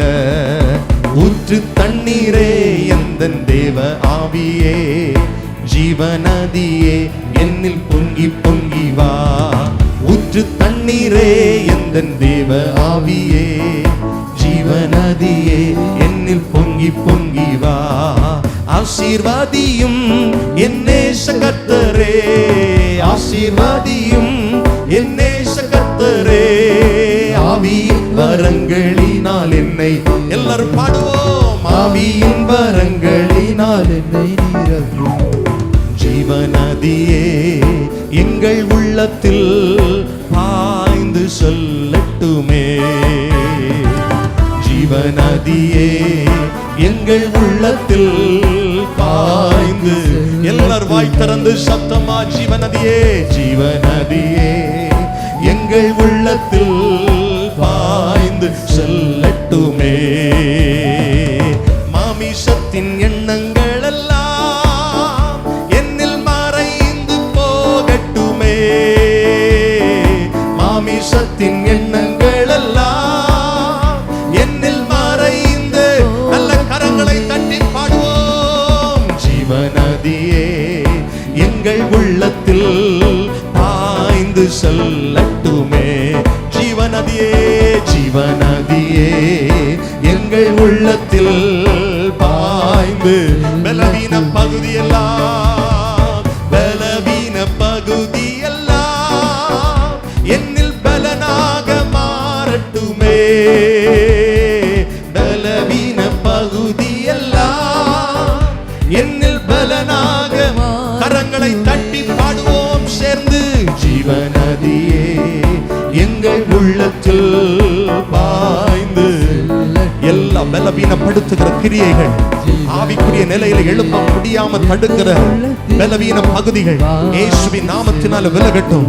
நல்ல கரங்களை தட்டி வாய்களை திறந்து மாமிசத்தின் எண்ணங்கள் என்னில் மறைந்து போகத்தக்கதாக கர்த்தருடைய ஆவியானவர் ஆளுகை செய்ய ஆண்டவரே. கேளுங்க பார்க்கலாம். கர்த்தருடைய ஆவியானவர் ஆளுகை செய்ய ஆண்டவரே. ஆவியில இன்னும் நான் பலப்பட, கர்த்தருக்காக வைராக்கியமாய் நிற்க, உண்மையாய் வாழ, ஆண்டவருக்கு ஏற்ற ஜீவ பலியா என்னை ஒப்பு கொடுக்க, பரிசுத்த வாழ்க்கை வாழ, ஆவியின் கனிகள் என்னுடைய வாழ்க்கையில் வெளிப்பட, மாம்சத்தின் கிரியைகள் மறைந்து போகட்டும். ஆவியின் கனிகளால் நான் என்னுடைய வாழ்க்கை நிரப்பப்படட்டும். ஹல்லேலூயா. நன்றி சொல்லுகிறோம் ஆண்டவரே. உடைய வார்த்தைகளுக்காக நாங்கள் காத்திருக்கிறோம். கர்த்தருடைய ஆவியானவர் எங்களோடு இடைபடும், பேசும். இயேசுவின் நாமத்தில் ஜெபிக்கிறோம் நல்ல பிதாவே, ஆமென். அமர்ந்து கொள்ளுங்கள். அப்போஸ்தலர் 8வது அதிகாரம் 35வது வசனத்தை ஒரு வாசிக்க கேட்போம். அப்பொழுது பிலிப்பு பேசத் தொடங்கி இந்த வேத வாக்கியத்தை முன்னிட்டு இயேசுவை குறித்து அவனுக்கு பிரசங்கித்தான். எந்த வேத வாக்கியத்தை முன்னிட்டு இயேசுவை குறித்து பிலிப்பு பிரசங்கித்தார்? இந்த பிரசங்கத்தின் மூலமாக ஒரு மனிதனுக்குள்ளாக வந்த மாற்றம், அவனுக்குள்ளாக மாற்றம் வந்தபோது அவன் என்ன செய்தான்? அவன் யார்? பிலிப்புடைய இந்த ஊழியத்தின் முக்கியத்துவம் என்ன? அதைத்தான் இன்றைக்கு கர்த்தருடைய கிருபையினால நம்ம தியானிக்க போகிறோம். கடந்த வாரங்களில் அப்போஸ்தலர் நடபடிகளில் ஆதி திருச்சபை நாட்களில் நடந்த காரியங்களை, பெந்தேகோஸ்தே நாளிலிருந்து என்னென்ன காரியங்கள் சம்பவித்தது, சபை உருவாக்கப்பட்டு சபையிலே ஆத்துமாக்கள் எப்படி சேர்க்கப்பட்டார்கள் என்று முறையாக ஆண்டுடைய வார்த்தைகளை நம்ம தியானித்து வருகிறோம். சமாரியா ஸ்திரீயிடத்தில் ஆண்டவராய் இயேசு கிறிஸ்து செய்த ஊழியம், அவள் மூலமாய் சமாரியாவில் ஒரு பெரிய எழுப்புதல், ரட்சிப்பு உருவானது. இயேசுவிடத்தில் ஜனங்கள் வந்தார்கள். உண்மையான ஆராதனை என்ன? சமாரியா ஸ்திரீயிடத்தில் கர்த்தர் சொல்லுகிறார், ஆவியோடும் உண்மையோடும் தொழுது கொள்ள வேண்டும். பிதாவை தொழுது கொள்ளுகிறவர்கள் இப்படிப்பட்டவர்களாக இருக்க வேண்டும் என்று பிதாவானவர் விரும்புகிறார் என்று அந்த அடிப்படையில் ஆராதனை குறித்து, உண்மையான ஆராதனை குறித்து கர்த்தருடைய வார்த்தைகளை தியானித்தோம். அதே சமாரியாவில் ஆண்டவராய் இயேசு கிறிஸ்துடைய உயிர்த்தெழுதலுக்கு பிறகு, பாடு மரணங்கள் உயிர்த்தெழுதலுக்கு பிறகு பிலிப்பு மூலமாக செய்த ஒரு பெரிய எழுப்புதல், அதை கடந்த வாரத்தில் அதை தொடங்கணும். அதில் ஒரு மாயவித்தைக்காரன் சீமோன், அவன் தான் பெரிய சக்தி என்று ஜனங்களை நம்ப பண்ணி பிரமிக்க பண்ணி கொண்டிருந்தான். அந்த மனுஷனை கூட பிலிப்புடைய சுவிசேஷகம், இயேசு கிறிஸ்துவை பற்றிய சுவிசேஷம் ரட்சித்தது. நான் சொல்லுவேன், நல்ல கவனிங்க, பூமியில் எது பயங்கரமான பவர்ஃபுல் அப்படின்னா, பவர்ஃபுல் வெப்பன் அப்படின்னா சுவிசேஷம். நான் சொல்கிறேன், எத்தனை பேருக்கு விரும்புது? இயேசு கிறிஸ்துவை குறித்த சுவிசேஷம் பயங்கரமான ஆயுதம். எந்த கல்லான இருதயத்தையும் சதையா மாற்றிடும். ஆமே, நாம் சில நேரம் நினைப்போம், இவர் ரட்சிக்கப்பட மாட்டார், இந்த மந்திரவாதி ரட்சிக்கப்படவே முடியாது, இந்த பில்லி சூனியம் பண்ணுறவன் ரட்சிக்கப்படவே முடியாது, இந்த முரட்டாட்டம் பண்ணுறவன் ரட்சிக்கப்பட முடியாது. கிறிஸ்துடைய சுவிசேஷம் அவ்வளோ வல்லமை உள்ளது, ரட்சிக்க வல்லமை உள்ளதாக இருக்கிறது. ஆமே, பிலிப்பு இயேசுவை குறித்து பிரசங்கம் பண்ணும்போது சீமோன் விசுவாசித்து ஞானஸ்நானம் பெற்றுக்கொண்டார். ஆனால் முழுமையாய் கர்த்தருடைய வாழ்க்கையில் கர்த்தரிடத்தில் அவன் அர்ப்பணிக்காததையும், பணத்தினால பரிசுத்த ஆவியின் வரத்தை பெற்றுக்கொள்ள அவன் நிற்கிறான். அதை பேதுரு கடிந்து கொள்ளுகிறார். அதை குறித்து நம்ம தெளிவாக கடந்த வாரத்தில் தியானம். எதை விட்டுட்டு வந்தானோ அதிலே ரட்சிக்கப்பட்ட பிறகு ஃபோக்கஸ். பணத்தை விட்டுட்டு கிறிஸ்துவுக்கு பின்னால் வந்தவனுக்கு இடையில என்ன வந்துருச்சுன்னா பண ஆசை வந்துருச்சு. முன்னாடி என்ன மதிச்சது போல இன்னும் ஜனங்கள் என்ன மதிக்கணும் அப்படிங்கிற எண்ணம் வந்துருச்சு. நான் யாருக்கு மேலே என் கையை வைக்கிறோனோ அவங்க பரிசுத்த ஆவியின் வெள்ளமே பெறணும் அப்படிங்கிறத கேட்டு பணத்தை கொண்டு வந்து நிற்கிறான். பேதுரு சொல்றார், உன் பணம் உன் கூட நாசமாக போக கிடக்குது. உனக்குள்ளே இருக்கிற துர்க்குணத்தை விட்டு நீ என்ன பண்ணு? மனம் திரும்பு. ஒருவேளை நீ ரட்சிக்கப்பட வாய்ப்பு இருக்கிறது. அவன் சொல்கிறான், நீங்கள் சொன்ன ஒரு காரியம் நடக்காமல் பார்த்துக்கிடுங்க, எனக்காக ஜெபம் பண்ணுங்க. உண்மையிலே மனம் திரும்பினான் என்று கர்த்தருடைய வார்த்தையை உங்களுக்கு பிரசங்கித்தேன். நல்ல கவனிங்க, பரிசுத்த ஆவியின் வரம். நான் வருகிற நாட்களில் கர்த்தருக்கு சித்தமான ஈஸ்டர் சண்டே எல்லாம் முடிஞ்சதுக்கு பிறகு கர்த்தருடைய ஆவியானவர் சபைக்கு கொடுக்குற வரங்களை குறித்து தொடர் போதனையாக கொடுக்கலாம்னு நினைக்கிறேன். ரொம்ப முக்கியம். வரம் அப்படின்னா இங்கிலீஷில் கிஃப்ட்னு சொல்லப்பட்டிருக்கிறது.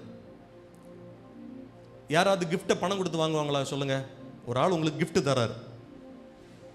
பணத்தை கொடுத்து வாங்குறது வேற, கிரயத்தை கொடுத்து வாங்குறது, பொருளை நாம வாங்குறது. கிஃப்ட் அப்படிங்கிறது இலவசமாக கிடைக்கிறது. கிஃப்ட் எப்படி கிடைக்கிறது சொல்லுங்க? சத்தமாக சொல்லுங்க, நான் சொல்றது விளங்குதா? ஒரு ஆளுக்கு நீங்க கிஃப்ட் பண்றீங்க, அவங்களுக்கு அவங்க கேட்கறத நம்ம கிஃப்ட் பண்ணுவோமா, நமக்கு பிடிச்சதை அவங்களுக்கு கிஃப்ட் பண்ணுவோமா? சொல்லுங்க, கிஃப்டை பத்தி பேசுங்க. சொல்லுங்க ஐயா, நான் சொல்றது விளங்குதா? ஒரு ஆளுக்கு நீங்க கிஃப்ட் கொடுக்குறீங்க. கிஃப்ட்னா என்ன? பரிசா? ப்ரெசன்ட் பண்ணுறீங்க, ஒரு எப்படி சொல்கிறது, வெகுமதின்னு சொல்லலாமா, கரெக்டாக இருக்குமா, அது கொடுக்குறீங்க.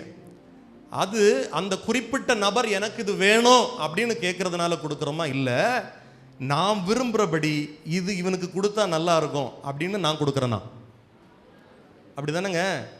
பரிசுத்த ஆவியானவர் 1 கொரிந்தியர் 12வது அதிகாரத்தில் பைபிள் சொல்லுது, அவர் யார் யார் மேலே சித்தம் வச்சிருக்கிறாரோ அவனுக்கு இந்த பரிசுத்த ஆவியின் வரத்தை பகிர்ந்து கொடுக்கிறாராம். ஒருவனுக்கு வேதத்தை போதிக்கிற வரம், ஒருவனுக்கு வியாக்கியானம் பண்ணுகிற வரம், ஒருவனுக்கு உதவி ஊழியம் செய்கிற வரம், இதை பகிர்ந்து கொடுக்கிறார். இதில் போய் ஆண்டவரே எனக்கு அது வேணும் அப்படின்னு கேட்க என்ன பண்ண முடியாது? இப்படி தான். இதை தெரியாமல் தான் யார் சீமோன் எனக்கு உங்ககிட்ட அதே வர வேணும் அப்படின்னு சொல்லி நம்ம தியானித்தோம். அது இருக்கக்கூடாது. சில நேரத்தில் அவரை மாதிரி ஆயிரணும், இவரை மாதிரி ஆயிரணும். அப்படி கிடையாது. இன்னொருவரை மாதிரி நீங்கள் என்ன வாழ முடியாது, ஒரு நாளும் சொல்லுங்க ஆக முடியாது. அப்படிங்கிறதுனால இன்னொரு நபரை விட நாம குறைஞ்சவங்களும் கிடையாது. ஏன்னா ரட்சிக்கப்பட்ட தேவனுடைய பிள்ளைக்கு குறைந்தபட்சம் ஒரு வரத்தையாவது கர்த்தர் கொடுத்திருக்கிறார். அதை கண்டுகொள்ளணும். வரங்களில் வித்தியாசம் உண்டு, ஆனால் கொடுக்கிறவர் ஆவியானவர் ஒருவர் தான். இன்னும் இந்த பேசேஜில் சிலருக்கு சில கேள்வி இருக்கும்.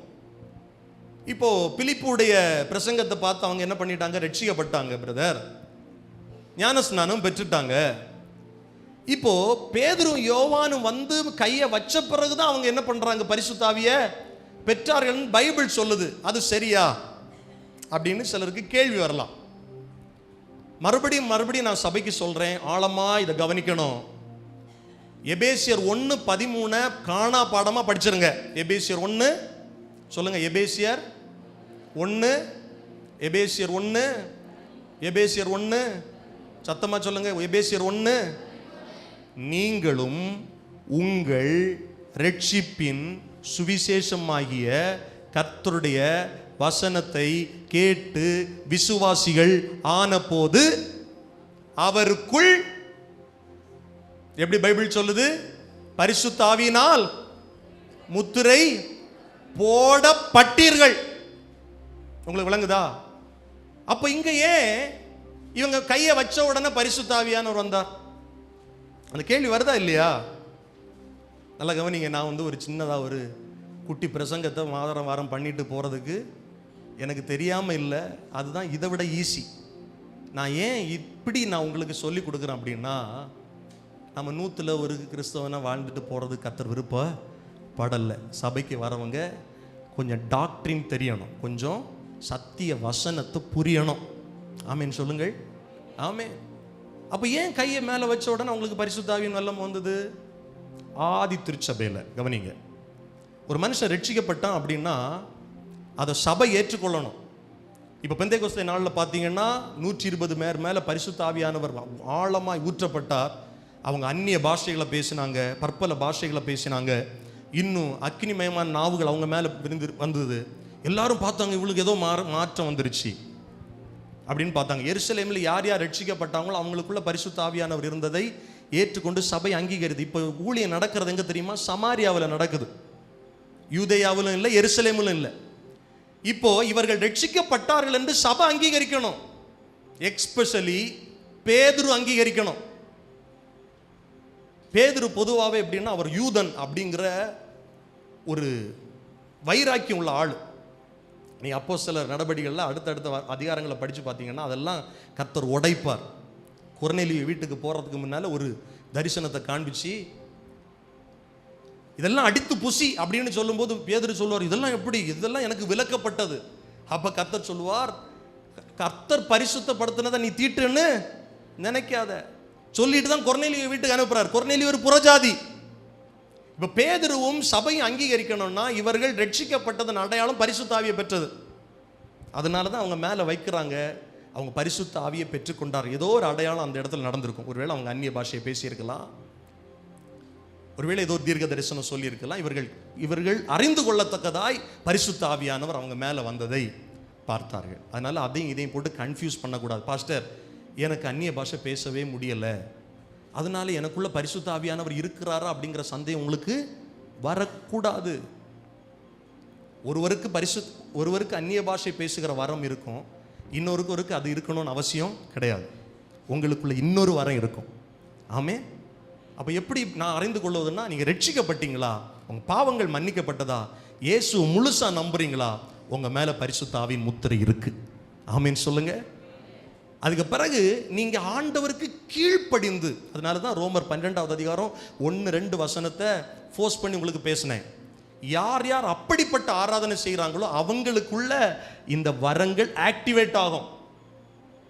நாம வெளிப்புறத்தில் பார்த்தோம், அந்த ஊழியக்காரர் இவ்வளோ வல்லமையாக பயன்படுறாரு, அவரை போல ஆகணும்னு நினைக்கிறோம். அவர் தங்களுடைய வாழ்க்கையை, அவர் அந்த ஊழியக்காரர் வல்லமையாக பயன்படுத்தப்படுகிற, கர்த்தரால் பயன்படுத்தப்படுகிற ஊழியக்காரர் அவருடைய வாழ்க்கையில் எவ்வளவு சாக்ரிஃபைஸ் பண்ணுவாருன்னு உங்களுக்கு தெரியாது, வெளியிலேருந்து பார்க்குறவங்களுக்கு தெரியாது. அவருடைய சரீரத்தை ஜீவ பலியாய் அனுதினமும் கர்த்தருக்காய் ஒப்பு கொடுக்கிறது வெளியில் இருக்கிறவங்களுக்கு தெரியாது. கமிட்டடா, கமிட்மெண்டோட, அர்ப்பணிப்போட வாழுகிற விசுவாசிக்க உள்ளதான் பரிசுத்த ஆவியானுடைய வரங்கள் செயல்பட ஆரம்பிக்கும். நான் சொல்றது எத்தனை பேருக்கு விளங்குது? ஆமேன் சொல்லுங்கள். ஆமேன். இப்போ இந்த சீமோனும் ரட்சிக்கப்பட்டுட்டார். அப்போஸ்தலர் பேதுருவும் யோவானும் எருசலேமுக்கு திரும்பி போயிட்டாங்க. இப்போ பிலிப்பு எங்க ஊழியம் செஞ்சுட்டு இருக்கிறான்னா, ஸ்டில் சமாரியாவில் ஊழியம் செஞ்சுட்டு இருக்கிறார். சமாரியாவுடைய பிரசங்கத்தின் மூலமாக பைபிள் சொல்லுது, சமாரியா பட்டணத்தில் மிகுந்த சந்தோஷம் உண்டா. நான் சொல்லுவேன், சுவிசேஷத்தை போல ஒரு நல்ல செய்தி, நற்செய்தி இந்த பூமியில் வேற எங்கேயுமே கிடையாது. ஒரு பட்டணம் எப்படி சமாதானமாக இருக்கும், ஒரு வீடு எப்போ சந்தோஷமா இருக்கும், ஒரு மனுஷன் எப்போ தெரியுமா சந்தோஷப்படுவான்? அவனுடைய பாவம் மன்னிக்கப்பட்டது, அவனுடைய பாவத்திலிருந்து ஒரு மனுஷன் விடுதலையாக்கப்படுறோம் பாருங்க, அவனுக்குள்ளதான் ஒரு பெரிய சந்தோஷம் உண்டாகும். நீங்க 1000 கோடி கொடுத்தாலும் அந்த சந்தோஷத்தை விலைக்கு வாங்கவே முடியாது. இயேசு கிறிஸ்துவால் மாத்திரம் அந்த சந்தோஷத்தை தர முடியும். தேவ பிள்ளைகளே, இந்த இடத்துல இருக்கிற யாராவது நீங்கள் குற்ற மனசாட்சியோடு இன்னும் என் பாவம் மன்னிக்கப்படலை அப்படிங்கிற நினைவோடு, என் பாவம் மன்னிக்கப்பட்டது என்ற நிச்சயம் இல்லாமல் இந்த இடத்துல இருப்பீங்கன்னா, இன்றைக்கு கூட ஒரு தருணம் உங்களுக்கு கொடுக்கப்படுங்க. உங்க பாவத்தை அறிக்கையிட்டு இயேசுவை நம்புங்கள். இயேசு எனக்காக மரித்து அடக்கம் பண்ணப்பட்டு உயிர் தெழுந்தார், அவர் மறுபடியும் வருவார் என்கிற பூரண நிச்சயத்தோடு உங்களுடைய வாழ்க்கை அர்ப்பணிங்கள். நீங்கள் விடுவிக்கப்படுவீர்கள், நீங்கள் காப்பாற்றப்படுவீர்கள். ஒரு மெய்யான சமாதானம், சந்தோஷம் உங்களுக்குள்ள வரும். ஆமீன் சொல்லுங்க. இந்த வார்த்தைகளை கவனிக்கிற, ரொம்ப நாளவா சர்ச்சைக்கு வர தேவனுடைய பிள்ளைகள், ஒருவேளை நீங்க நினைக்கலாம், பாஸ்டர் உங்க பிரசங்கத்தில் அடிக்கடி இந்த வார்த்தையை நீங்க பயன்படுத்திட்டே இருக்கிறீங்களே அப்படின்னு. நான் சொல்லுவேன், ஒரு மனுஷனுக்கு ரொம்ப ரொம்ப முக்கியம் ரட்சிப்பு தான். நான் சொல்றேன், இத்தனை பேருக்கு விளங்குது? ரட்சிக்கப்படாமல் நீங்கள் சர்ச்சைக்கு வந்து பிரயோஜனம் கிடையாது. அதனால தான் திரும்ப திரும்ப பேசுகிறேன். ரட்சிக்கப்படாமல் 4 பேரை பார்த்து கையை தட்டி அந்நிய பாஷை பேசுறதுனால எந்த பிரயோஜனம் சொல்லுங்க? கிடையாது. ரட்சிக்கப்படாதவன் பேசுறது அந்நிய பாஷையே கிடையாது. அதனால தான் ரட்சிப்பை நான் வலியுறுத்தி திரும்ப பேசுகிறேன். பாவம் மன்னிக்கப்பட்ட ஒரு மனிதன் தான் ரட்சிக்கப்படுவான். இயேசுவை ஏற்றுக்கொண்ட ஒரு மனிதன் தான் ரட்சிக்கப்படுவான். இப்போ பிலிப்பு பயங்கரமா ஊழியம் செஞ்சுட்டு இருக்கிறார். பிலிப்புட்ட திரும்ப ஆவியானவர் ஒரு காரியத்தை சொல்றார். கவனிங்கள், பைபிள் சொல்லுகிறது 26வது வசனம். கர்த்தருடைய தூதன் பிலிப்பை நோக்கி, நீ எழுந்து தெற்கு முகமாய் எருசலேமிலிருந்து காசா பட்டணத்துக்கு போகிற வனாந்திர மார்க்கமாய் போ என்றார். நல்ல கவனிங்க, நீங்க இந்த இதெல்லாம் படிச்சு பார்க்கும்போது காசா எங்க இருக்கு, எருசலேம் எங்க இருக்கு, சமாரியா எங்க இருக்கு அப்படின்லாம் ஓரளவுக்கு ஐடியா இருந்தாதான் பிலிப்பு எங்க இருந்து எங்க போறார் அப்படிங்கிறது நமக்கு விளங்கும். திடீர்னு காலையில் எழும்பி நம்ம ஊர் பக்கத்தில் இருக்கிற எங்க போறதுக்கு, வெள்ளி சந்தைக்கு போ, நாகர்கோயிலுக்கு போ அப்படின்னு சொன்னா என்ன பண்ணிடலாம்? இப்போ நம்ம வண்டி ஏறி போயிடலாம். இது அவ்வளோ டிஸ்டன்ஸ் இல்லை, அதை விட டிஸ்டன்ஸ் ஜாஸ்தி. ஊழியத்தில் பாருங்க, ஆண்டவர் நமக்கு என்ன செய்கிறாரோ அதைத்தான் செய்யணும். ஆமேன்னு சொல்லுங்க.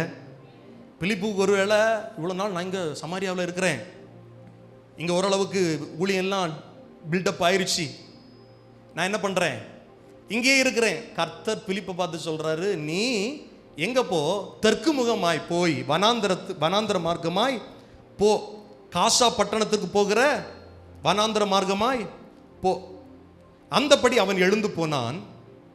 அப்பொழுது எத்தியோப்பியருடைய ராஜஸ்திரியாகிய கந்தாகே என்பவளுக்கு மந்திரியும் அவளுடைய பொக்கிஷம் எல்லாவற்றிற்கும் தலைவனுமாய் இருந்த எத்தியோப்பியனாகிய ஒருவன் பணிந்து கொள்ளும்படி எருசலேமுக்கு வந்திருந்து ஊருக்கு திரும்பி போகும்போது தன் ரதத்திலே உட்கார்ந்து ஏசாயா தீர்க்கதரிசியின் ஆகமத்தை வாசித்து கொண்டிருந்தான். நல்ல கவனிங்க. இப்போ ஒரு மனுஷன், இவன் யாருன்னு பைபிள் சொல்லுது, கந்தாகே ராஜஸ்ரீ ஆகிய கந்தாகே என்பவளுக்கு மந்திரி. எத்தியோப்பிய ராஜஸ்ரீ. எத்தியோப்பியா அப்படின்னா ஆப்பிரிக்கா. எத்தியோப்பியான்னா என்ன சொல்லுங்க? ஆப்பிரிக்கா கண்டத்தில் இருக்கிற ஒரு ராஜஸ்ரீ. அவங்க பேர் கந்தாகே. அவங்களுக்கு மந்திரியா இருக்கிறவர் யாருன்னா இந்த மனுஷன். அவளுடைய பொக்கிஷம் எல்லாவற்றுக்கும் தலைவனாக இருந்தான். இவன் ஒரு எத்தியோப்பியன், ஆப்பிரிக்கன். இவர் என்ன பண்றாருன்னா எருசலேமுக்கு எவ்வளவு தூரம் பாருங்க. எருசலேமுக்கு பைபிள் சொல்லுது பணிந்து கொண்டு ஆராதனை செய்து, தேவாலயத்தில் ஆராதனை செய்து அவன் நாட்டுக்கு திரும்ப போறான். இப்ப இந்த மனிதன் எப்படி உண்மையாய் ஆராதிக்க எருசலேமுக்கு வந்திருக்கணும் அப்படின்னா, ஒருவேளை யூதர்களுடைய முறைமை இவனுக்கு பிடிச்சிருக்கணும், ஆராதனை முறை. இவன் ஒரு மந்திரி இல்லை, ஒருவேளை இந்த ஆள் படித்த ஆளாக இருக்கலாம், நல்ல நாலெட்ஜ் உள்ளவனாக இருக்கலாம், உண்மையான தெய்வத்தை தேடின ஆளாக இருக்கலாம். அப்போ உலகம் முழுவதும் நிறைய ஆராதனை முறைகள் இருக்கிறது. ஆனால் ஒரு கூட்டம் மட்டும் ஆவியோடும் உண்மையோடும் தொழுது கொள்ளுது. இந்த கூட்டத்தை இஸ்ரவேலர்களை ஆண்டவர் நடத்தின விதம் ஹிஸ்டரி ஒருவேளை இந்த ஆள் படிச்சிருக்கலாம். அப்போ இதெல்லாம் படித்து பார்த்துட்டு இவர் ஒரு தீர்மானம் பண்ணியிருக்கலாம், ஒருவேளை இந்த யூதர்கள் வழிபடுகிற தெய்வம் தான் உண்மையான தெய்வம் என்று அறிந்து தூரத்தை பார்க்காம எவ்வளவு தூரம் பிரயாணப்பட்டு, கவனிங்க, எங்க வராரு? எருசலேமில் பணிந்து கொள்றார். நீ யோசிச்சு பாருங்க, நாம சர்ச்சுக்கு எப்படி வரோம்? ஏதாவது ஒரு சின்ன ஒரு மழை பெஞ்சுன்னா சர்ச்சுக்கு ஆளை காணோம். கொஞ்சம் தூரம், இப்போ நாங்கள் இருக்கிற இடம் கொஞ்சம் தூரம், அதனால கரெக்டாக வர முடியலை. வாரத்தில் ஒரு முறை தான் ஆராதிக்கிறோம், 2 மணி நேரம் தான் ஆராதிக்கிறோம், அதுக்கு கூட சரியான நேரத்தில் வர முடியலை. இந்த எத்தியோப்பியனை பாருங்க, எவ்வளவு தூரம் பிரயாணப்பட்டு உண்மை தெய்வத்தை தேடணும், ஆராதிக்கணும் என்கிற பணிந்து கொள்ளணும்னு அவன் நெடுந்தூர பிரயாணப்பட்டு எருசலேமுக்கு வருகிறான். எருசலேமுக்கு வந்துட்டு அவன் திரும்பி போகும்போது ஜாலியா ஊர் சுத்த வந்தோம் அப்படிங்கிறது மாதிரி போகல. அவன் எண்ணம் எல்லாம் என்னன்னா, இன்னும் இந்த தெய்வத்தை பத்தி நான் அறிந்து கொள்ளணும், இன்னும் நான் சேவிக்கிற, நான் பணிந்து கொள்ள வந்த இந்த தெய்வத்தை பத்தி நான் இன்னும் தெரிந்து கொள்ளணும் அப்படிங்கிறதுக்காக அவன் டிராவல் டைம்ல என்ன பண்றான் அப்படின்னா, ஏசாயா புத்தக சுருளை திறந்து, அந்த காலத்தில் ஒருவேளை அது தோல் சுருளா இருந்திருக்கலாம், அதை திறந்து ஏசாயா தீர்க்க தரிசனம் உரைத்த தீர்க்க தரிசன ஆகமத்தை படிக்கிறான். கவனிக்கிறீங்களா? நாம எல்லாம் டிராவல் பண்ணும்போது என்ன செய்யறோம்? ஆஹா, இவ்வளவு அழகா இருக்கு இந்த ஊர், இல்ல இங்கேயே தங்கிடலாம் போல இருக்கு. டிராவல் பண்ணி வெளியூருக்கு சிலர் போனா ஜபத்தையும் மறந்துடுவாங்க, பைபிள் எடுத்துட்டு போறதே சொல்லுங்க. இல்லை, எதுக்கு பாஸ்டர் டிராவல் டைம்ல பைபிள்? நான் சொல்லுவேன், என் தம்பிமாருக்கு சொல்லுவேன், 7 நாள் 8 நாள் தொழிலுக்கு போனால் உன் கூட ஒரு பைபிள் இருக்கணும், ஃப்ரீ டைமில் நீ அதை படிக்கணும். தம்பிமாருக்கு சொல்கிறது தான் என் சகோதரர்களுக்கு நான் சொல்கிறேன், எங்கே போனாலும் நம்ம கூட இந்த பைபிள் இருக்கணும். எத்தியோப்பிய மந்திரி போயிட்டு திரும்பி வரும்போது அவன் நினைச்சிருந்தா அப்படியே தூங்கிட்டு போயிருக்கலாம். அவனுக்கு ஒரு ஆர்வம், நான் இப்போ பணிந்து கொண்டு வந்த இந்த தெய்வத்தை பற்றி நான் இன்னும் தெரியணும். நல்ல கவனிங்க, உங்களுக்கு புரியுதோ புரியலையோ, விளங்குதோ விளங்கலையோ, பைபிள் ரெகுலரா ரீட் பண்ணணும். அவன் தான் கிறிஸ்தவன். பாஸ்டர் எனக்கு ஒண்ணுமே இதுல ஒன்றும் புரிய மாட்டுது அப்படின்னு சொல்ற சிலர் என்ன பண்ணுவாங்க அப்படின்னா, சர்ச்சுக்கு வரும்போது மட்டும் தூசி தட்டி பைபிளை எடுத்துட்டு வர்றது. ஏன்னா திறந்தாலும் ஒன்றும் விளங்கலையே. நான் உங்களுக்கு சொல்றேன், ஆரம்பத்தில் விளங்காதுதான், புரியாதுதான். ஆனா ஆர்வமாய் நீங்கள் படிக்க ஆரம்பித்தால் ஆவியானவர் உங்களுக்கு உதவி செய்வார். எத்தனை பேருக்கு நான் சொல்ற விளங்குது? இந்த பைபிள் எழுதுனது யாரு? ஆவியானவர். வேத வாக்கியங்கள் எல்லாம் கர்த்தருடைய ஆவியினாலே அருளப்பட்டது என்று சொல்லப்பட்டிருக்கிறது. அருளப்பட்டது. அப்ப ரட்சிக்கப்பட்ட ஒரு மனுஷனுக்குள்ள ஆவியானவர் இருப்பார் அப்படின்னா, இருப்பார் அப்படின்னா இல்ல, ரட்சிக்கப்பட்ட மனுஷனுக்குள்ள யார் இருக்கிறா? ஆவியானவர். ஆனா நீ ஆர்வத்தோடு படிக்க ஆரம்பிச்சா இந்த ஆவியானவர் உனக்கு இந்த வேத வசனங்களை சொல்லி தருவார். ஆமே. எத்தியோப்பிய மந்திரிக்குள்ள ஒரு ஆர்வம் பாருங்க, தெய்வத்தை பத்தி நான் இன்னும் அறியணும். இன்னைக்கு சிலருக்கெல்லாம் எப்படின்னா, நம்ம ஆராதனைக்கு வருகிறோம், எனக்கு தெரியாததா, இயேசு பத்தி எனக்கு தெரியாததா அப்படின்னு சொல்றவனுக்கு ஒன்றும் தெரியாதுன்னு நான் சொல்லுவேன். அப்பேற்பட்ட பவுலே சொல்றாரு, தேறினேன் என்று நான் ஒரு நாளும் சொல்ல மாட்டேன். நான் இன்னும் கர்த்தரை அறிந்து கொள்ளணும், இன்னும் கர்த்தரோடு நெருங்கணுங்கிற ஆர்வம் ஒவ்வொரு கிறிஸ்தவனுக்கும் சாவு வரையிலும் இருக்கணும். எத்தனை வருடம் விசுவாசிகளாய் நானும் நீங்களும் அனுபவசாலிகளாய் இருந்தாலும் சரி, 100% நான் கர்த்தரோடு இன்னும் நெருங்கணும் நெருங்கணும் நெருங்கணும் நெருங்கணும்னு ஆர்வம் அதிகரித்து கொண்டே இருக்கணும். பவுல் தான் சொல்றேன், நான் ஆசையாய் தொடருகிறேன். நான் அடைந்தாயிற்றுன்னு சொல்ல மாட்டேன், தேறினவன்னு சொல்ல மாட்டேன், இன்னும் ஆசையாய் தொடருகிறேன். இன்னும் நான் படிக்கணும், இன்னும் நான் தெரிந்து கொள்ளணும். பைபிளா அது நான் 10 தடவை படிச்சு முடிச்சிட்டேன் பாஸ்டர், அப்படி இல்லை. இன்னும் இன்னும் இன்னும் நான் புதுசா இந்த வசனங்களிலிருந்து கர்த்தருடைய ஆவியானவர் எனக்கு சொல்லி தரும்படி என்னை விட்டு கொடுக்கிறேன். அல்லேலூயா சொல்லுங்க. இவன் ஊருக்கு திரும்பி போகும்போது தன் ரதத்திலே உட்கார்ந்து ஏசாயா தீர்க்கதரிசியின் ஆகமத்தை வாசித்து கொண்டிருந்தான். 29வது வசனம், ஆவியானவர் நீ போய் அந்த ரதத்தோட சேர்ந்து கொள்ள என்று பிலிப்புடனே சொன்னார். நான் கடந்த வாரத்தில் சொன்னேன், இந்த பிலிப்பு யாருன்னு நான் உங்களுக்கு காமிச்சு கொடுத்தேன். இந்த பிலிப்பு யாருங்க? இந்த பிலிப்பு யாரு? இயேசு கிறிஸ்துடைய சீஷனா? சொல்லுங்க. பாதி பேர் தான் நீங்க சொல்றீங்க.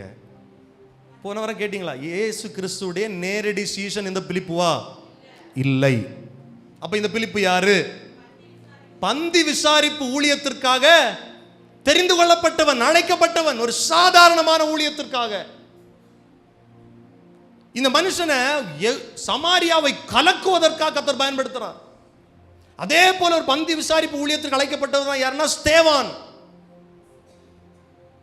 ஸ்தேவான் முதல் இரத்த சாட்சியாக இயேசு கிறிஸ்துவுக்காக மரிக்கிறார். ஸ்தேவானுடைய பிரசங்கத்தை எல்லாம் பார்த்தா இந்த ஆளுக்கா இந்த ஊழியத்தை கொடுத்தாங்க அப்படின்னு சொல்ல தோணும். ஆதியில மனுஷனை கர்த்தர் உண்டாக்குனதுல இருந்து பழைய ஏற்பாட்டை புட்டு புட்டு வைக்கிறாரு ஸ்தேவான். அப்படின்னா என்ன யோசிச்சு பாருங்க. ஏன் அப்படி செஞ்சார்? எப்படி கர்த்தருக்காக அவர் இப்படி பயன்பட முடிஞ்சது அப்படின்னா, சில நம்ம யோசிப்போம் அவருக்குள்ள கர்த்தருடைய ஆவியானவர் இருந்தாரு அதனால. அது மட்டும் இல்லை, அவங்க சாதாரணமான ஊழியம் செஞ்சுட்டு இருந்தாலும் ஸ்தேவானுக்குள்ள அந்த ஆர்வம் இருந்திருக்கும், கர்த்தர் இன்னும் நான் அறிந்து கொள்ளணும். அவ்வளவு பெரிய பிரசங்கம் பண்ணியிருந்தாருன்னா அவர் பழைய ஏற்பாட்டை கவனிக்கிறதுக்கு எவ்வளவு நேரம் செலவு பண்ணியிருப்பார் தெரியுமா? நல்லா விளங்கி கொள்ளணும். கர்த்தருடைய வசனத்தை, வார்த்தையை சும்மா அடிச்சு விட முடியாது. ஸ்தேவானுடைய பிரசங்கத்தில் எவ்வளவு பழைய ஏற்பாட்டு பகுதிகளை கோட் பண்றாரு. இப்ப பிலிப்பு சாதாரணமான பந்தி விசாரிப்பு ஊழியத்திற்கு பயன்படுத்தப்பட்டவன். ஒரு பெரிய ஊழியத்தை சமாரியாவில் ஒரு பெரிய எழுப்புதல் உண்டாக்கி கொண்டிருக்கிறார். இப்ப ஆண்டவர் என்ன சொல்றான்னா, பெரிய ஊழியத்தை செஞ்சு கொண்ட பிலிப்பு கிட்ட ஒரு தனி நபர்கிட்ட சுவிசேஷத்தை சொல்றதுக்கு அனுப்புறார். நல்ல விளங்கணும். நானா தனிநபர் ஊழியமா? அதெல்லாம் நான் செய்ய மாட்டேன். 1000 பேர் கூடுனா நான் என்ன பண்றேன்? ஊழியம் செய்யறேன் அப்படின்னு சொல்ற ஆட்கள் எல்லாம் இந்த ஊர்ல இருக்கிறாங்க. நான் வாழுகிற காலத்தில் இருக்கிறாங்க. கவனிக்கிறீங்களா நீங்க? இத்தனை பேர் கூடுனாதான் நான் ஊழியத்துக்கே போவேன். இயேசு கிறிஸ்து நமக்கெல்லாம் ஒரு முன் உதாரணம். இயேசு சமாரியாவில் ஒரு ஸ்திரியை தேடி, ஒரு ஆத்துமாவை தேடி ஊழியம் செஞ்சார். அவள் மூலமாய் நிறைய பேர் ரட்சிக்கப்பட்டாங்க. இந்த தனி நபரை சந்தித்து ஊழியம் செய்வது ரொம்ப ரொம்ப முக்கியம். எனக்கு ரொம்ப பிடிச்ச ஊழியம் ஒரு மனுஷங்கிட்ட பேசுறது, தனியா பேசி அவன் குறைய கேட்டு, அவன் பாரத்தை கேட்டு, அவன் நிலையை அறிஞ்சி, அவன் எந்த நிலையில இருக்கிறான் அப்படிங்கறத புரிஞ்சு, இயேசு யாருன்னு சொல்லி அவன் வாழ்க்கையை மாற்ற இயேசு போதுமானவர்னு சொல்லி அவருடைய சுவிசேஷத்தை அறிவிப்பது ரொம்ப ரொம்ப அற்புதமான ஒரு காரியம். இன்றைக்கும் கர்த்தருடைய கிருபையினால் எனக்கு நேரம் கிடைக்கும் போது நான் அதை செய்கிறேன். துண்டு பிரதியை எடுத்துட்டு போய் டைம் கிடைக்கும் போது பைக்கில் போயிட்டு யாராவது ஒரு ஆளை பார்த்து, எனக்கு அறிமுகம் இல்லாதவரை பார்த்து அவங்கள விசாரித்து கொடுத்து, இதில் சொல்லப்பட்டிருக்கிற இயேசுவை பற்றி நான் உங்களுக்கு ஒரு 2 நிமிஷம் பேசட்டுமான்னு சொல்லி சுவிசேஷத்தை சொல்லி கொண்டிருக்கிறோம். எனக்கு ரொம்ப பெரிய ஊழியம் இருக்குது. நான் போய், உங்களுக்கு தெரியுமா, இன்றைக்கும் நம்முடைய தலைமை போதகர் இந்த துண்டு பிரதி ஊழியத்தை அவர் செய்கிறார். சபையில் எல்லாரும் செய்கிறாங்க, அவரும் செய்கிறாரு. இன்றைக்கும் நான் தலைமை போதகரை பார்த்துருக்கிறேன். இன்றைக்கும் யாராவது ஒரு புதிய நபர் அவங்ககிட்ட பேச வராங்க அப்படின்னா ஹாய் பாய்னு இல்லை, கடைசியில் போகும்போது இயேசுவை குறித்து ஒரு வார்த்தையாவது அவங்ககிட்ட சொல்லி தான் விடுறாங்க. அவங்களுடைய வாழ்க்கையில் நடந்த சாட்சியை சொல்றாங்க. நானும் ஒரு காலத்தில் உங்களை போல தான் பிரதர், இந்து மார்க்கத்தில் இருந்த உங்களை போல தான், பலி செலுத்திட்டு இருந்த உங்களை போல தான் அடிமைத்தனத்தில் இருந்தேன். இயேசு என் குடும்பத்தை ரட்சித்தார், என்ன ரட்சித்தார் அப்படிங்கிற அவருடைய சாட்சியை சொல்லி தான் விடுறாரு. தனி நபர் ஊழியம் ரொம்ப முக்கியம். பிலிப்பு கிட்ட சொல்றாரு, அங்க ஒரு மந்திரி போறான் பாரு, ரதத்துல போறான் பாரு, அவனோடு உன்னை அந்த ரதத்தோட சேர்ந்து கொள். 30வது வசனம். அப்பொழுது பிலிப்பு ஓடி போய் சேர்ந்து அவன் ஏசாயா தீர்க்கதரிசியின் ஆகமத்தை வாசிக்கிறதை கேட்டு, நீ வாசிக்கிறவைகளின் கருத்து உமக்கு தெரியுமா அப்படின்னு. அப்போ ரதத்தை கொஞ்சம் இமேஜின் பண்ணி பாருங்க. ரதம் எப்படி இருக்கும்? ரதம் எவ்வளோ ஸ்பீடாக போகும் சொல்லுங்க. இந்த ரதத்தில் குதிரை இருந்ததா அப்படின்னு எனக்கு தெரியல. சாதாரணமாக சும்மா நடந்து போகிற ரதம், அதாவது நடந்து போகிற வேகத்தில் போகிற ரதமும் உண்டா இல்லையா? உண்டு. அப்படி நடந்து போகிற வேகத்தில் போகிற ரதமாக இருந்தால், இவர் மந்திரி இல்லை, இவர் ரதத்துக்குள்ளே உட்காந்துருப்பார், சுற்றிலும் 4 பேர் அந்த ஈட்டி அவங்க பாதுகாப்போட அப்படி ஜக் ஜக் ஜக் ஜக்குன்னு போயிருந்துருக்கலாம். இவ்வளவு சத்தத்தில், ரதத்துக்கு என்ன பண்ணி சத்தம் இருந்து தெரியல, இவ்வளவு சத்தத்தில் இந்த எத்தியோப்பிய மந்திரி வாசித்த வேத பாடம் யாருக்கு காதில் விழுந்திருக்கு சொல்லுங்க? பிலிப்பு. நான் சொல்ல சத்தமா ஒரு அல்லேலுயா சொல்லுங்கன்னு சொன்னாலே அல்லேலுயா அப்படி சொல்றீங்க. சத்தமா பைபிள் ஒரு ஆள் வாசிங்கன்னு சொன்னாலே முன்னு வாசிக்கிறீங்க. எத்தியோப்பிய மந்திரி வெட்கப்படாம கூச்சப்படாம, நான் நினைக்கிறேன் பிலிப்புக்கு காதில் விழுந்திருக்கணும்னா அவன் என்ன தெரியுமா, எப்படி தெரியுமா படிச்சிருப்பான்?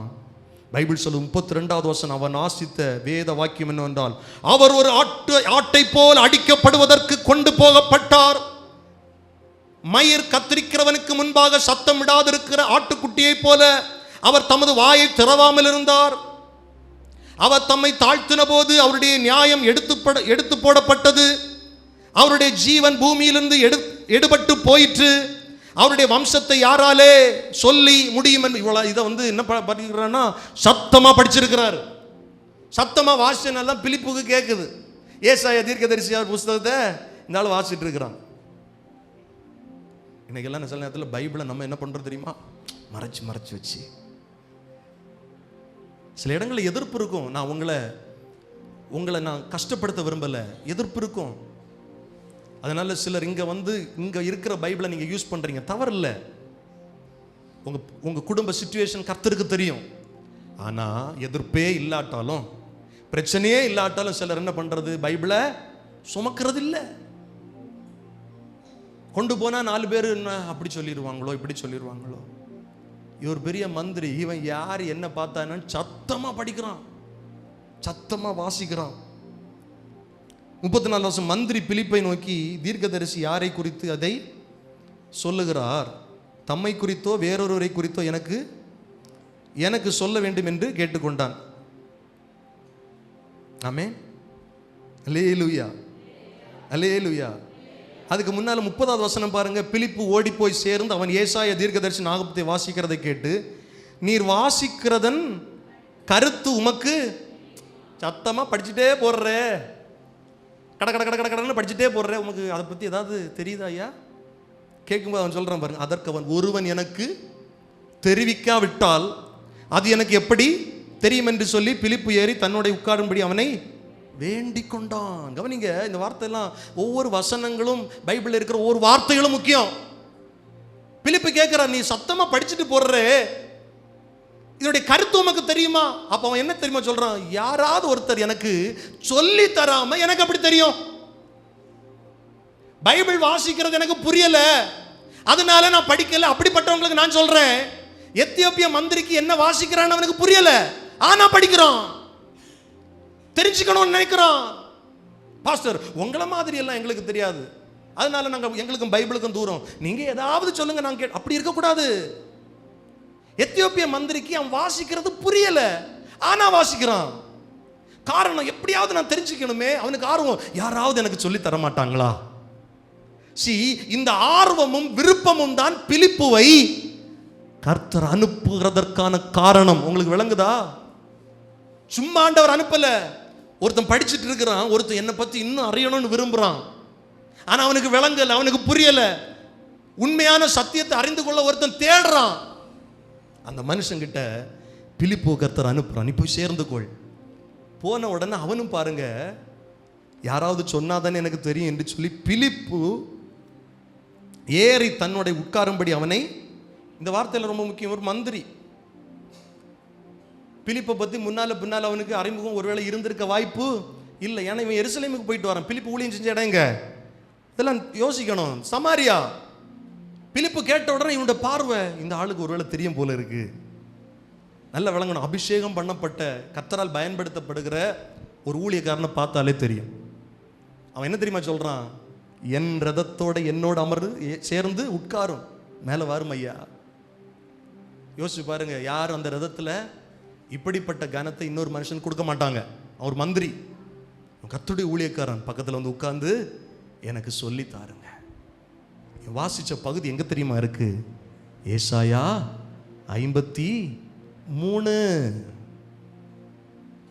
பைபிள் அநேக பகுதிகள், முக்கியமான பகுதிகள் இருக்குல்ல, நான் சொல்றேன் ரொம்ப ரொம்ப முக்கியமான பகுதி ஏசாயா 53. மொத்தமாகவே ஏசாயா தீர்க்க தரிசன புஸ்தகம்னாலே அதுல பெரும் பகுதி இயேசுவை பற்றி சொல்லப்பட்ட தீர்க்க தரிசனம் தான். இயேசுடைய பிறப்பை பத்தி ஏசாயா சொல்லியிருக்கிறார், இயேசுடைய அபிஷேகத்தை பத்தி ஏசாயா சொல்லியிருக்கிறார், இயேசுடைய மரணத்தை பத்தி இந்த ஏசாயா 52:13 இருந்து ஏசாயா 53:12 வரையிலும் சொல்லப்பட்டிருக்கிறது. இயேசு கிறிஸ்துடைய 1000 வருட அரசாட்சி, அதை ஏசாயா சொல்றாரு. அப்ப ரொம்ப முக்கியம், ஏசாயால 66 அதிகாரங்கள். மொத்தம் வேத புத்தகத்தில் எத்தனை புத்தகங்கள் இருக்கிறது? 60. சொல்லுங்க, படிக்கிறீங்களா இல்லையா? 66. இந்த ஏசாயா 53 சொல்லப்பட்டிருக்கிற 2 வசனத்தை தான் வாசிக்கிறாருங்க. மேல இருந்தே வாசிச்சு வந்திருப்பாரு. இவருக்கு ஒன்றும் விளங்கல்ல.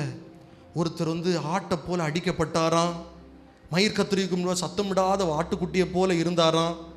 அவர் தம்மை தாழ்த்தின போது அவருடைய நாமம் எடுத்து, ஒண்ணுமே விளங்கல. அவருடைய வம்சத்தை யாராலே சொல்லி முடியும்?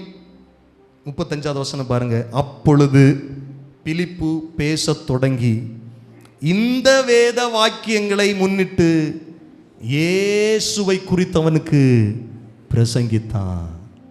ஏசாயா 53 யாரை பத்தி சொல்லுதுங்க? இயேசுவை பத்தி சொல்லுது. கர்த்தருக்கு சித்தமானால் வருகிற 3 வாரங்கள் ஏசாயா 53 தான் நம்ம பேச போறோம். கர்த்தர் நமக்கு கிருபை தருவாராக. இந்த ஏசாயா 52:13 இருந்து இயேசுவுக்கு இருந்த ஸ்தானம், அவர் எவ்வளவு உன்னதமானவர், அதில் ஆரம்பிச்சு அவர் மனுஷனுக்காக பாட்பட்ட பாடுகள், மனுஷனுடைய பாவம் நிவர்த்தி ஆகும் பொருட்டு அவர் தன்னைத்தானே ஒப்பு கொடுத்த விதம், சிலுவை மரணம், அவர் அடிக்கப்பட்ட விதம், இன்னும் அவருடைய உயிர்த்தெழுதல், அதன் மூலமாக மனுக்குலத்திற்கு உண்டான ரட்சிப்பு, இத்தனை வசனங்களிலும் சொல்லப்பட்டு. நான் சொல்லுவேன், யாரோ ஒருத்தர் சூழ்ச்சி செய்து பழைய ஏற்பாடு புதிய ஏற்பாடு எல்லாத்தையும் ஒழிச்சு வச்சுட்டாங்கன்னு வச்சு, அப்படி நடக்காது, ஒழிச்சு வச்சுட்டாங்கன்னு வச்சுக்கோங்களேன். நான் சொல்றேன், இயேசுவை பத்தி சொல்றதுக்கு ஏசாயா 53 மட்டும் போதும். ஒரு மனுஷன் சிலுவைக்கு பக்கத்தில் நின்று என்னெல்லாம் சிலுவையில் சம்பவித்தது என்று பார்த்து எழுதுனா எப்படி இருக்குமோ அப்படி ஏசாயா 53 சொல்லுது. எப்போ தெரியுமா இது எழுதப்பட்டது? கிறிஸ்து பிறப்புக்கு சுமார் 700 வருடங்களுக்கு முன்பாக எழுதப்பட்டது. பைபிளும் அதில் சொல்லப்பட்டிருக்கிற காரியமும் இயேசுவும் உண்மை என்பதற்கு இதைவிட பெரிய சாட்சி நமக்கு தேவையில்லை. இந்த வேத வாக்கியங்களை முன்னிட்டு பிலிப்பு பேச தொடங்கி இயேசுவை குறித்து பிரசங்கம் பண்றான். பைபிள் சொல்லுது, இவ்விதமாய் அவர்கள் வழி நடந்து போகையில் தண்ணீருள்ள ஒரு இடத்திற்கு வந்தார்கள். அப்பொழுது மந்திரி, இதோ தண்ணீர் இருக்கிறதே, நான் ஞான ஸ்நானம் பெறுகிறதற்கு தடை என்ன என்று கேட்டான். கவனிங்க, இன்னைக்கு செய்தியோட முக்கியமான பகுதியில் இப்பதான் வந்திருக்கிறோம். இயேசுடைய சுவிசேஷத்தை கேட்டு இந்த மனுஷன் இயேசுவை ஏற்றுக்கொண்டு விசுவாசித்த உடனே, கவனிங்க, ஆதி திருச்சபையில ஒரு மனுஷன் ரட்சிக்கப்பட்டுட்டான், விசுவாசி ஆயிட்டான் அப்படின்னா உடனே செய்கிற ஒரு காரியம் என்ன தெரியுமா? சொல்லுங்க, சொல்ல மாட்டீங்களே, என்னது? ஞான ஸ்நானம். ஞான ஸ்நானம். பேதுருடைய முதல் பிரசங்கத்தில் வந்து கேட்குறாங்க, குத்தப்பட்டவர்களை நாங்கள் என்ன செய்யணும்? பேதுரு சொல்றாரு, மனம் திரும்பி ஞான ஸ்நானம் பெறு, இயேசு கிறிஸ்துவின் நாமத்தினால ஞான ஸ்நானம் பெறு, அப்பொழுது நீ ரட்சிக்கப்படுவ. இன்னைக்கு ரட்சிக்கப்பட்டு விசுவாசிகளாகி 10 வருஷம் ஆயிடுச்சு, 7 வருஷம் ஆயிடுச்சு, பல வருடங்கள் ஆயிடுச்சு, ஞான ஸ்நானம் பெறல இன்னும். இந்த மந்திரி கேட்கிறாரு உடனே, பெரிய ஆளு, தண்ணீர் நிறைய இருக்கு, ஞான ஸ்நானம் பெறுவதற்கு தடை சொல்லுங்க, தடை என்ன? உங்களை பார்த்து கர்த்தர் கேட்கிறாரு, தண்ணி நிறைய இருக்கம்மா ஐயா, ரட்சிக்கப்பட்டேன்னு சொல்றியே, நீ ஞான ஸ்நானம் பெறுவதற்கு தடை என்ன? யார் தடையா இருக்கிறா? நீயே தடையா இருக்கிறியா? உன் குடும்பம் தடையா இருக்கா? உன் சூழ்நிலை தடையா இருக்கா? நீ இருக்கிற பொசிஷன் உனக்கு தடையா இருக்கா? மந்திரிக்கு பொசிஷன் ஒரு தடையா இல்லை, மந்திரிக்கு அவனுடைய புகழ் ஒரு தடையா இல்லை, டிராவல் ஒரு தடையா இல்லை, களைப்பு ஒரு தடையா இல்லை. சிலருக்கெல்லாம் களைப்பு, இன்னைக்கு கொஞ்சம் முடியல, நாளைக்கு வந்துடுறேன். மந்திரி கேட்கிறாரு, தண்ணி இருக்கு, தடை என்ன? அதற்கு பிலிப்பு, நீர் முழு இருதயத்தோடு விசுவாசித்தால் என்ன இல்லை? முழு இருதயத்தோட எதை விசுவாசிச்சா சொல்லுங்க? இயேசு செஞ்சதை விசுவாசிச்சா. நீ படிச்சியே ஏசாயா 53 ஒருத்தர் நொறுக்கப்பட்டார், ஒருத்தர் அடிக்கப்பட்டார், ஆட்டை போல கொண்டு போகப்பட்டார், வாய் பேசாம இருந்தார், இது இத்தனையும் உனக்காகத்தான் அவர் செஞ்சார் அப்படின்னு நீ விசுவாசிக்கிறியா? உனக்காகத்தான் அடிக்கப்பட்டார், உனக்காகத்தான் பாடுபட்டார், உன் பாவத்தை அவர் சுமந்து கொண்டார், நீ விடுதலையாக்கப்பட்டிருக்கிற, அதை விசுவாசிக்கிறாயா? மார்க் எழுதின சுவிசேஷம் கடைசி அதிகாரத்தில் கர்த்தருடைய வார்த்தை இருக்கிறது, விசுவாசம் உள்ளவனாகி ஞான ஸ்நானம் பெற்றவன் ரட்சிக்கப்படுகிறான், விசுவாசியாதவனோ ஆக்கினை தீர்ப்புக்குள்ளாக மாற்றப்படுகிறான். பிலிப்பு சொல்றான், நீ விசுவாசிச்சா உனக்கு என்ன இல்லை? தடை இல்லை. இந்த பகுதி ஞான ஸ்நானத்தை குறித்து ரொம்ப ரொம்ப முக்கியமான பகுதி. பாருங்க, நிறைய பேருக்கு இந்த ஞான ஸ்நானத்தை பத்தி, சிலருக்கு தெரியுது ஞான ஸ்நானம் எடுக்கணும்னு தெரியுது, சிலருக்கு எப்படி எடுக்கணும்னு தெரியல. ஒவ்வொரு சபைகளிலும் வித்தியாசமா சொல்றாங்க. பாஸ்டர் பிள்ளைங்களை கூட்டிட்டு வந்து பிள்ளைகளுக்கு ஞான ஸ்நானம் கொடுக்குறாங்க. சிலர் வந்து தண்ணியை எடுத்துட்டு என்ன பண்றாங்க? தெளிச்சு விடுறாங்க. ஞான ஸ்நானம்னா என்ன? எப்படி எடுக்கணும்? ஞான ஸ்நானம் யார் எடுக்கணும்? நல்ல கவனிங்க. ஞான ஸ்நானம் யார் எடுக்கணும் தெரியுமா? ரட்சிக்கப்பட்டவன் எடுக்கணும். அதுதான் இங்க அந்த வார்த்தை பயன்படுத்தப்படுது. தடை இல்லை. எப்ப தடை இல்லை தெரியுமா? நீ இயேசு கிறிஸ்துவை விசுவாசித்து உன் பாவம் மன்னிக்கப்பட்டது, உன் பாவம் கழுவப்பட்டது, கர்த்தர் என்னை பரிசுத்தப்படுத்தி இருக்கிறார், இயேசு எனக்காக இந்த பூமிக்கு வந்தார், எனக்காக மரித்தார், எனக்காக அடக்கம் பண்ணப்பட்டார், உயிர்த்தெழுந்தார், மறுபடியும் என்னை சேர்த்துக்கொள்ள வருவார், இத்தனையும் நீ விசுவாசிச்சேன்னா நீ என்ன பண்ணலாம்? ஞான ஸ்நானம் பெறலாம். நல்ல கவனிங்க. இந்த சபையில் எனக்கு திருமணம் நடக்கணும் அப்படிங்கிறதுக்காக ஞான ஸ்நானம் என்ன பண்ணக்கூடாது? எடுக்கவும் கூடாது, கொடுக்கவும் கூடாது. நம்மக்கிட்ட யார் வந்து கேட்டாலும் தெளிவாக சொல்லிடுவோம்.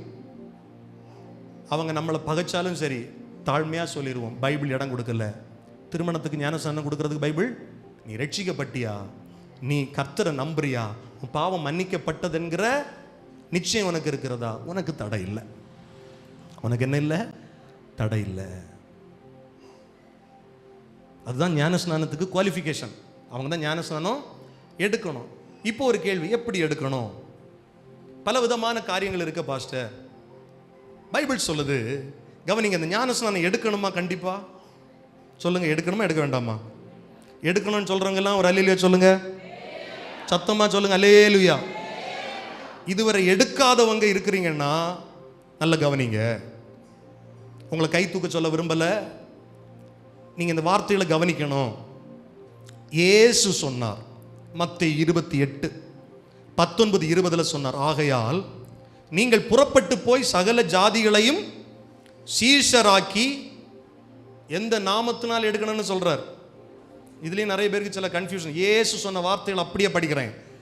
பிதா, குமாரன், பரிசுத்த ஆவியின் நாமத்திலே அவர்களுக்கு ஞான ஸ்நானம் கொடுத்து, நான் உங்களுக்கு கட்டளையிட்ட யாவையும் அவர்கள் கை கொள்ளும்படி அவர்களுக்கு உபதேசம் பண்ணுங்கள். இதோ உலகத்தின் முடிவு பரியந்தம் சகல நாட்களில் நான் உங்களுடைய கூட இருக்கிறேன் என்றார்.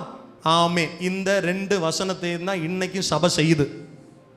ஞானஸ்நானம் கொடுத்து ரட்சிக்கப்பட்டவங்களை சபைக்குள்ள வச்சு ஆண்டவர் கொடுத்த கற்பனைகளை கட்டளைகளையும் உபதேசமாக போதித்து அவர்களை பரலோக ராஜ்யத்திற்கு நேராக வழி நடத்துகிறது. இயேசு சொன்னார், இயேசு செஞ்சாரா? சொல்லுங்க. எங்க போய் அதை செஞ்சாரு? யோர்தான் நதியில் போய் ஞானஸ்நானம் பெற்றார். இப்ப தெளிச்சு கொடுக்குறாங்க நம்புறவங்களுக்கு ஒரு காரியத்தை சொல்றேன்.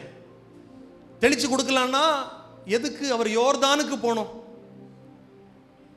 ஏதோ ஒரு இடத்துல இருந்து கொஞ்சம் பாத்திரத்தில் தண்ணி எடுத்துட்டு மேலே ஊற்றவோ இல்லை தெளிக்க. நல்ல கவனிங்க, ஞான ஸ்நானம் அப்படின்னாலே மூழ்குதல்னு அர்த்தம்.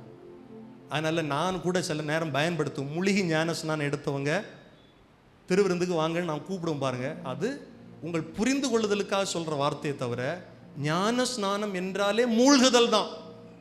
பேப்டிசோ என்கிற வார்த்தையில் பேப்டிசோ அப்படின்னாலே மூழ்குதல் தான். அதனால தெளிப்பு ஞானஸ்நானம் அப்படி கிடையாது. ஞானஸ்நானம் என்றாலே சொல்லுங்க மூழ்குதல் தான். பைபிள் போதிக்குது, வசனம் சொல்லுது. இது மனுஷன் உருவாக்குனதல்ல, சபை உருவாக்குனதல்ல. நல்ல கவனமா கவனிக்கணும் வார்த்தைகளை. இயேசு எப்படி எடுத்தார்? யோர்தான்ல போய். சரி, சில யோர்தான்ல போய் அவரு முங்குனார்னு எங்க பிரதர் இருக்கு பைபிள் சொல்லுது. அவர் அடுத்த வசனம் மார்க் 1:10 பாருங்க. அவர் ஜலத்திலிருந்து கரையேறின உடனே. அப்படின்னா என்னன்னா அவர் உள்ள போயிருக்கிறார். யோர்தானுக்குள்ள போய் கரையேறி இருக்கிறார். சரி, இந்த இடத்துல பாருங்க அப்போஸ்தலர் 8வது அதிகாரத்தில் தண்ணீர் உள்ள ஓர் இடத்திற்கு வந்தார்கள். இதோ தண்ணீர் இருக்கிறதே, நான் ஞானஸ்நானம் பெறுவதற்கு தடை என்ன என்றான். இப்ப எனக்கு ஒரு கேள்வி. தண்ணீர் இருக்கிற ஒரு இடத்திற்கு வந்தார்கள்னு சொல்லுது. இவன் நெடுந்தூர பயணப்படுறான், டிராவல் பண்றார். இந்த ஆளு குடிக்கிறதுக்கு தண்ணி கொண்டு போயிருப்பாரா மாட்டாரா? சொல்லுங்க ஐயா, நான் உங்ககிட்ட தான் பேசுறேன். கொண்டு போயிருப்பாரா? நானே 1 மணி நேரம் பேசுறதுக்கே மாங்குன்னு தண்ணி குடிச்சிட்டு இருக்கிறேன். ஒரு பெரிய டிராவல் போறாரு ஒரு பெரிய ஆளு, தண்ணி குடிக்க கொண்டு போகாமல இருப்பாரு? சொல்லுங்க. அப்ப ஏன் ஞானஸ்நானம் பெறதுக்கு தண்ணி இருக்கிற ஒரு இடத்துக்கு போனோம்? சொல்லுங்க. மூழ்கி எடுப்பதற்காக. பிலிப்பு விட்ட பார்த்து, பாருப்பா என் பக்கத்துல என்கிட்ட பாட்டில தண்ணி இருக்கு, இந்த பாரு குடத்துல தண்ணி இருக்கு, இப்போ ஞானஸ்நானம் கொடு. கேட்கல. தண்ணீர் உள்ள ஒரு இடத்திற்கு வந்த போது எப்படி ஞானஸ்நானம் எடுக்கணுங்கிற கேள்விகளோடு இந்த இடத்துல இருக்கீங்கன்னா உங்களுக்கான வார்த்தைகள், பைபிள் சொல்ற வார்த்தைகளை பேசுறேன். பைபிள் எப்படி எடுக்க சொல்லுகிறது என்கிறத பேசுறேன். ரட்சிக்கப்பட்ட ஒரு மனுஷன் எடுக்க வேண்டிய ஒரு காரியம் இயேசு சொன்ன காரியம். இயேசு சொன்ன காரியத்தை நான் தாமதம் பண்ணிக்கிட்டே இருக்கேன், எடுக்கவே இல்லைன்னா நான் இயேசுவை ஹானர் பண்ணலன்னு அர்த்தம். இந்த ஞானஸ்நானம் ஒன்று, திருவிருந்து எடுக்கிறது ஒன்று. இவைகள் இரண்டையும் இயேசு செய்ய வேண்டும் என்று சபைக்கு சொல்லி இருக்கிறார். அதனால தான் செய்கிறோம். அது பாரம்பரியம் கிடையாது. பெந்தேகோஸ்தே சபையா அங்கே மூழ்கி கொடுப்பாங்க. இது பெந்தேகோஸ்தே சபைக்கு சொல்லப்பட்ட ஞானஸ்நானம் இல்லை, இயேசுவை ஏற்றுக்கொண்டவர்களுக்கு சொல்லப்பட்ட ஞானஸ்நானம். நான் சொல்ற விளங்குது உங்களுக்கு? பெந்தேகோஸ்துக்காரங்க சொல்ற இந்த இந்த திருவிருந்து இல்லை, கர்த்தர் சொன்ன காரியம். நான் வருமளவும் இதை செய்யுங்கள், என்னை நினைவு கூறும்படி இதை செய்யுங்க. எல்லாமே எல்லாவற்றுக்கும் பைபிள் ஆதாரம் இருக்கிறது, அர்த்தம் இருக்கிறது. பைபிள் போதிக்காத, பைபிள் சொல்லாத ஒன்றை சபையில் புகுத்துறதுக்கு யாருக்கும் அதிகாரம் கிடையாது. இது பாரம்பரியம் கிடையாது, பைபிள் போதனை. ஆமென். தண்ணீர் உள்ள இடத்திற்கு அவர்கள் வந்தார்கள். அதற்கு பிலிப்பு 37வது வசனம், நீர் முழு இருதயத்தோடும் விசுவாசித்தால் தடையில்லை என்றான். அப்பொழுது அவன் இயேசு கிறிஸ்துவை தேவனுடைய குமாரன் என்று விசுவாசிக்கிறேன் என்று சொல்லி. எப்படி சொல்றான் பாரு, இயேசு கிறிஸ்துவை தேவனுடைய குமாரன். உங்களுக்கு தெரியும், ஞானஸ்நான ஆராதனைகளில் நீங்க பங்கு பெற்றிருக்கிறவங்க உங்களுக்கு தெரியும், சபை போதகர் என்ற அடிப்படையில் நாங்கள் சில கேள்விகள் அவங்கள்ட்ட கேட்போம். யாராவது கட்டாயப்படுத்தி உங்களை ஞானஸ்நானம் பண்ண வைக்கிறாங்களா? இங்கே வந்திருக்கிற யார், உங்களை பார்த்து நான் கேட்குறேன், உங்ககிட்ட யாருக்கிட்டையாவது நீங்கள் ஞான ஸ்நானம் எடுக்க வேண்டும் என்று யாருக்கிட்டையாவது நான் உங்கள்கிட்ட கட்டாயப்படுத்தி இருக்கிறேனா? ஆனால் பைபிள் சொல்கிறத நான் சொல்லுவேன், எடுக்கணும்னு சொல்லுவேன், எடுத்தே ஆகணும்னு சொல்லுவேன். ஆனால் நீ எடுன்னு உங்களை யார்ட்டையும் நான் கட்டாயப்படுத்த முடியாது. ஏன்னா நீங்கள் விசுவாசித்து எடுக்க வேண்டும். இங்கே இந்த மந்திரி என்ன சொல்கிறான், நான் விசுவாசிக்கிறேன். என்ன விசுவாசிக்கிறேன்? இயேசு கிறிஸ்து தேவனுடைய குமாரன் என்று விசுவாசிக்கிறேன். இந்த ஒரு வார்த்தையில் அடங்கி இருக்கிறது, இயேசு எனக்காய் இந்த பூமிக்கு வந்தார், எனக்காய் என் பாவங்களுக்காய் மரித்தார், என் பாவங்களுக்காய் அடக்கம் பண்ணப்பட்டார், என் பாவங்களுக்காய் மரித்து உயிர்த்தெழுந்தார். அவர் உண்மை உள்ள தெய்வம், என்னை அவர் ஏற்றுக்கொண்டார், அவருடைய பிள்ளையா மாற்றி இருக்கிறார். இதை நான் விசுவாசிக்கிறேன். இதைத்தான் கூடியிருக்கிற சபை முன்னால சொல்லுவோம். நாம் கேட்ட கேள்விகளுக்கு அவர் கர்த்தருக்கு சாட்சி அந்த பதிலை சொல்லியிருக்கிறதுனால பிதா குமாரன் பரிசுத்தாவி நாமத்தினால் இவர்களுக்கு என்ன கொடுக்குறோம்? ஞான ஸ்நானம். பைபிளில் வெகு சில இடங்களில் தான் பிதாவுடைய சத்தம் கேட்டதாக வேதம் போதிக்கிறது. அதில் ஒரு இடம், இயேசு கிறிஸ்து ஞான ஸ்நானம் எடுத்து கரையேறின உடனே வானத்திலிருந்து ஒரு சத்தம் உண்டாயிருச்சு. நல்ல கவனிங்க, நீங்களும் நானும் ஆண்டவர் சொன்ன இந்த கட்டளை நிறைவேற்றும் போது மனுஷன் அல்ல, பரலோகம் சந்தோஷப்படுகிறது. மனுஷனை பிரியப்படுத்த அல்ல, நான் என் வாழ்க்கையை அர்ப்பணித்து. வாலிப தங்கச்சி, வாலிப தம்பி, நான் உங்களுக்கு சொல்கிறேன், வாலிப நாட்களில் இயேசுவை நீங்கள் ஏற்றுக்கொண்டது உண்மைன்னா காலம் தாழ்த்தாமல் கர்த்தருக்கு அவங்க வாழ்க்கையை அர்ப்பணித்து பாருங்கள். உங்கள் எதிர்காலம் மிகுந்த ஆசீர்வாதமாக இருக்கும். உன் அப்பாவுக்காக அம்மாவுக்காக எடுக்காத, அவங்க கட்டாயத்தினால எடுக்காத. நீ உண்மையா இயேசுவை ஏற்றுக்கொண்டியா? ஏசாயா 53 ஒருத்தர் நொறுக்கப்பட்டார்னு சொல்லுது, நொறுக்கப்பட்டார்னு சொல்லுது. ஆனால் சில நேரத்தில் நீ என்ன பண்ற தெரியுமா? போலியாக ரத்தம் வடிந்தது என்று சொல்லி சிலர் காமிக்கிறான். பாரு, உனக்காக என் கையை கிழிச்சேன்னு ஒருத்தன் காணிக்கிறான். அவனுக்கு பின்னால போற, அவளுக்கு பின்னால போற.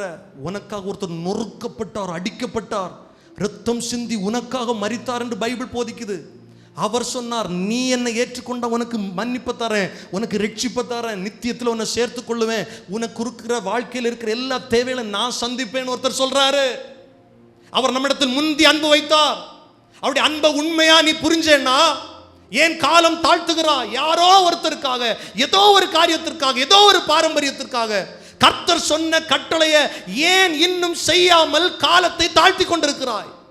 நான் எல்லா வயது தரப்பினருக்காகவும் பேசுறேன், சபைக்கு பொதுவா பேசுறேன். கர்த்தருடைய சத்தத்துக்கு நீங்க கேட்பீங்க அப்படின்னா செவி கொடுங்கள், கர்த்தருக்கு கீழ்ப்படிங்க. இனி வாழ்க்கை, என் வாழ்க்கையில் சிலருக்கு என்ன யோசனை அப்படின்னா, ஞானஸ்நானம் பெற்றுட்டா அதுக்கு நான் என் விருப்பப்படி வாழ முடியாது போல, அதனால பாஸ்டர் கொஞ்ச நாள் போட்டோம் அப்படின்னா. பிரதர், ரட்சிக்கப்பட்டாலே நீ கமிட்டடாக தான் வாழணும். நிச்சயம் பண்ண பொண்ணு இல்லைன்னா நிச்சயம் பண்ண பையன் எப்படி வேணா வாழ முடியாது. ஒரே புருஷனுக்கு நியமிக்கப்பட்டிருக்கிறாவா, நிச்சயம் பண்ணப்பட்டிருக்கிறா, ஒரே மனைவிக்கு அவன் நிச்சயம் அப்படி தான் வாழணும். கிறிஸ்தவ வாழ்க்கை அதுதான். நான் ரட்சிக்கப்பட்டேன் அப்படின்னு சொல்லுவோம் அப்படின்னா என் வாழ்க்கை கர்த்தருக்குரியது, நான் என் விருப்பப்படி வாழ முடியாது. சத்தியத்தை அறிந்து கொள்ளுங்கள் ஜனங்களே, அந்த சத்தியம் உங்களை விடுதலை ஆக்கும். ஆமென். அல்லேலூயா, அல்லேலூயா. உன் எதிர்பார்ப்பு அறிஞ்ச ஆண்டவர் ஒருத்தர் இருக்கிறார். நீ மிகுந்த கண்ணீரோடு கவலையோடு இந்த இடத்துல வந்திருக்கிறத கர்த்தர் பார்க்கிறார். உன் சூழ்நிலை எல்லாவற்றையும் அறிந்தவர், உனக்காக ஏற்கனவே மரித்தவர், உனக்காக ஏற்கனவே உயிரோடு எழுந்தவர், உன்மேல முந்தி அன்பு வைத்தவர். சமுதாயமும் குடும்பமும் உறவுகளும் உன்னை எள்ளி நகையாடின போது உன் சார்பில் இருந்தவர். இன்னைக்கு நீ உயிரோடு இருக்க காரணம் அவர்தான். உலகம் நினைச்சு இவன் செத்து போக மாட்டான், இவன் செத்து போக மாட்டாளா, என்னை விட்டு இவ பிரிஞ்சு போக மாட்டாளா, இந்த குடும்பத்திலேருந்து இவ போக மாட்டாளா, போக மாட்டானா, இந்த குடும்பத்தை அழிச்சிடலாமா. எத்தனையோ முறை உன் குடும்பத்தை உலகம் அழிக்க நினைத்தது, அதன் நடுவில் உன்னை வாழ வச்ச ஒரு தெய்வம் உண்டு. அவருடைய வார்த்தையை நான் பேசுறேன். அவருக்காக நம்ம என்ன செஞ்சிருக்கிறோம்? அவர் சொன்ன காரியத்தை, சின்ன காரியத்தை நம்ம செய்யறோமா? மந்திரி சொல்றாரு, தண்ணி இருக்குயா, தடை என்ன? பிலிப்பு சொல்றாரு, நீ உண்மையா விசுவாசி, முழு இருதயத்தோட விசுவாசம்னா, அறகுற மனசுல முழு இதயத்தோட விசுவாசம் தடை இல்லை. அவன் அறிக்கை பண்றான், இயேசு கிறிஸ்து தேவனுடைய குமாரன் என்று விசுவாசிக்கிறேன். பைபிள் சொல்லுது, ரதத்தை நிறுத்த சொன்னான். அப்பொழுது பிலிப்பு மந்திரி ஆகிய இருவரும் தண்ணீரில், எப்படி இருக்கு தண்ணீரில், தண்ணீரில், அப்ப எப்படி எடுத்தாங்க? தண்ணீரில் இறங்கினார்கள். தண்ணீரில் இறங்கினார்கள். பிலிப்பு அவனுக்கு ஞானஸ்நானம் கொடுத்தான். அவர்கள் தண்ணீரிலிருந்து கரையேறின போது, மறுபடியும் அந்த வார்த்தை வருது பாருங்க, இயேசு ஞானஸ்நானம் எடுத்து கரையேறின போது, இவர்கள் தண்ணீரிலிருந்து கரையேறின போது கர்த்தருடைய ஆவியானவர் பிலிப்பை கொண்டு போய்விட்டார். மந்திரி அப்புறம் அவனை காணாமல் சந்தோஷத்தோட தன் வழியே போனார். நான் சொல்றேன், இவன் வருஷம் வருஷம் தேவாலயத்துக்கு வந்து ஆராதனை செஞ்சுட்டு போறவனா இருந்தாலும் எந்த வருஷமும் இல்லாத சந்தோஷம் இந்த மந்திரிக்கு இன்னைக்கு தான் கிடைச்சிருக்கு. உண்மையான ரட்சிப்பு, பாரம்பரியத்தின்படி கர்த்தரை ஆராதிக்கிறவர்கள் அல்ல, உண்மையான ரட்சிப்பு. பிரதர், நான் சொல்றேன், நான் இத்தனை நாள் செஞ்ச பாவத்தையும் ஒருத்தர் எனக்கு மன்னிச்சார் அப்படின்னு சொன்னாதான் அதில் ஒரு பெரிய சந்தோஷம். மன்னிக்கிறது சாதாரண மனுஷன் மன்னிக்க முடியாது, மன்னிக்க வேண்டியவர் மன்னிச்சா அதில் தான் மிகப்பெரிய சந்தோஷம். எத்தனை பேருக்கு நான் சொல்ற விளங்குது? பாவங்கள் மன்னிக்கப்பட்டவன் முதல்ல செய்ய வேண்டிய காரியம் பிதா குமாரன் பரிசுத்தாவி நாமத்தினால ஞான ஸ்நானம் பெறுவது. நம்ம எல்லாரும் அப்படி எழுந்து நிற்கலாமா? வார்த்தைகளை கவனிக்கிற தேவ பிள்ளைகளே, கர்த்தர் இன்னைக்கு நம்மோடு பேசி இருக்கிறார். உங்க இருதயத்தில் ஆண்டவர் பேசி இருப்பார்னா இன்னைக்கு ஒப்பு கொடுங்க, ஆண்டுடைய சமூகத்தில் ஒப்பு கொடுங்க. தடை என்ன? யோசிச்சு பாருங்க, தடை என்ன? ஞான ஸ்நானம் பெறுவதற்கு தடை என்ன? ஹல்லேலூயா, ஹல்லேலூயா. எல்லாருடைய கண்களும் மூடப்பட்டிருக்கட்டும். கொஞ்ச நேரம் கர்த்தரோடு பேசுவோமா? கர்த்தரோடு உறவாடுவோமா? அவர் வார்த்தையை அனுப்பி இன்னும் இருதயத்தில் பேசி இருக்கிறார். வார்த்தையை அனுப்பி பேசி இருக்கிறார். இந்த செய்தி எனக்கிட்ட கர்த்தர் பேசினார். நான் கர்த்தருடைய நாம மகிமைக்கு வாழ போறேன், என்னை கர்த்தர் ரட்சித்தாருன்னு நம்புறேன். அப்படிப்பட்ட நிச்சயம் உள்ளவங்க நம்முடைய சபையில் ஒவ்வொரு மாதமும் ஞானஸ்நான ஆராதனை நடக்கிறது. இப்போ நான் உங்களை கையை உயர்த்த சொல்லலை, நீங்கள் என்னோட வந்து பேசலாம். நான் சில கேள்விகள் உங்களுக்கு கேட்பேன், சத்திய வசனங்கள் உங்களுக்கு சொல்லி தருவேன். அதன் பிறகு கர்த்தருக்கு சித்தமானால் உங்களுக்கு ஞானஸ்நானம் கொடுக்கப்படும். காலத்தை தாழ்த்தாதீங்க. வாலிப தம்பி, வாலிப தங்கச்சி, இள வயதில் கர்த்தருக்காக தங்களுடைய வாழ்க்கையை அர்ப்பணித்த பலருடைய வாழ்க்கையை நான் பார்த்துருக்கிறேன். எதிர்காலத்தில் பிரகாசிக்கிறவர்களாய் கர்த்தர் அவர்களை மாற்றி இருக்கிறார். ஏன் காலம் தாழ்த்துற? வயசான பிறகு சிலர்லாம் யோசிப்பாங்க, இனி பலவீனம் ஆயிடுச்சு, இனி சா போறேன், அதுக்கு முன்னால் ஒரு ஞானஸ்நானம் எடுத்துருவோம். அப்படி இல்லைங்க. ஞானஸ்நானத்தை கொச்சப்படுத்தக்கூடாது, கொச்சப்படுத்தக்கூடாது. இந்த சர்ச்சில் திருமணம் நடக்கணும், அதுக்காக ஞானஸ்நானம். மறுபடியும் சொல்றேன், ஞானஸ்நானத்தை கொச்சப்படுத்தக்கூடாது. யார் ஞானஸ்நானம் எடுக்கணும் அப்படிங்கிறது தெளிவாக உங்களுக்கு போதிச்சிருக்கிறேன். ரட்சிக்கப்படுகிறவர்கள். உலகத்துக்குரிய காரியம் இல்லை இது, பரலோக திட்டம், பரலோக தரிசனம், பரலோகம் சொன்ன காரியம். அப்படி வாழ்க்கையை அர்ப்பணித்து எல்லா 2 கரங்களை உயர்த்தி சொல்லுங்க, ஆண்டவரே, எங்களையும் தேடி வந்தீரே, எங்களுக்காக நொறுக்கப்பட்டீரே, கல்வாரி சிலுவையில் எங்களுக்காக ரத்தம் சிந்தி மரித்தீரே, உயிர் தெழுந்தீரே, உம்மை நான் ஆராதிக்கிறேன் ஆண்டவரே. ஹல்லேலூயா.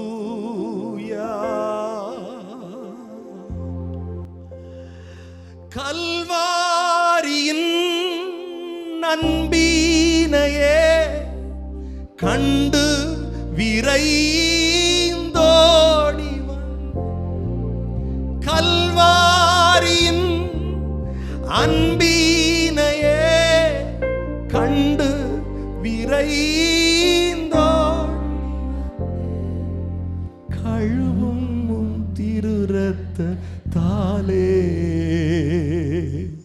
கரை நீங்க இருதயத்தை கழுவும் திரு ரத்தத்தாலே. கரை நீங்க. இரண்டு கரங்களை உயர்த்தி பலிபீடத்தில் என்னை பரனே படைக்கின்றேனே இந்த வேளை. அடியேனை திரு சித்தம் போல ஆண்டு நடத்திடுமே. அடியேனை திரு சித்தம் போல ஆண்டு.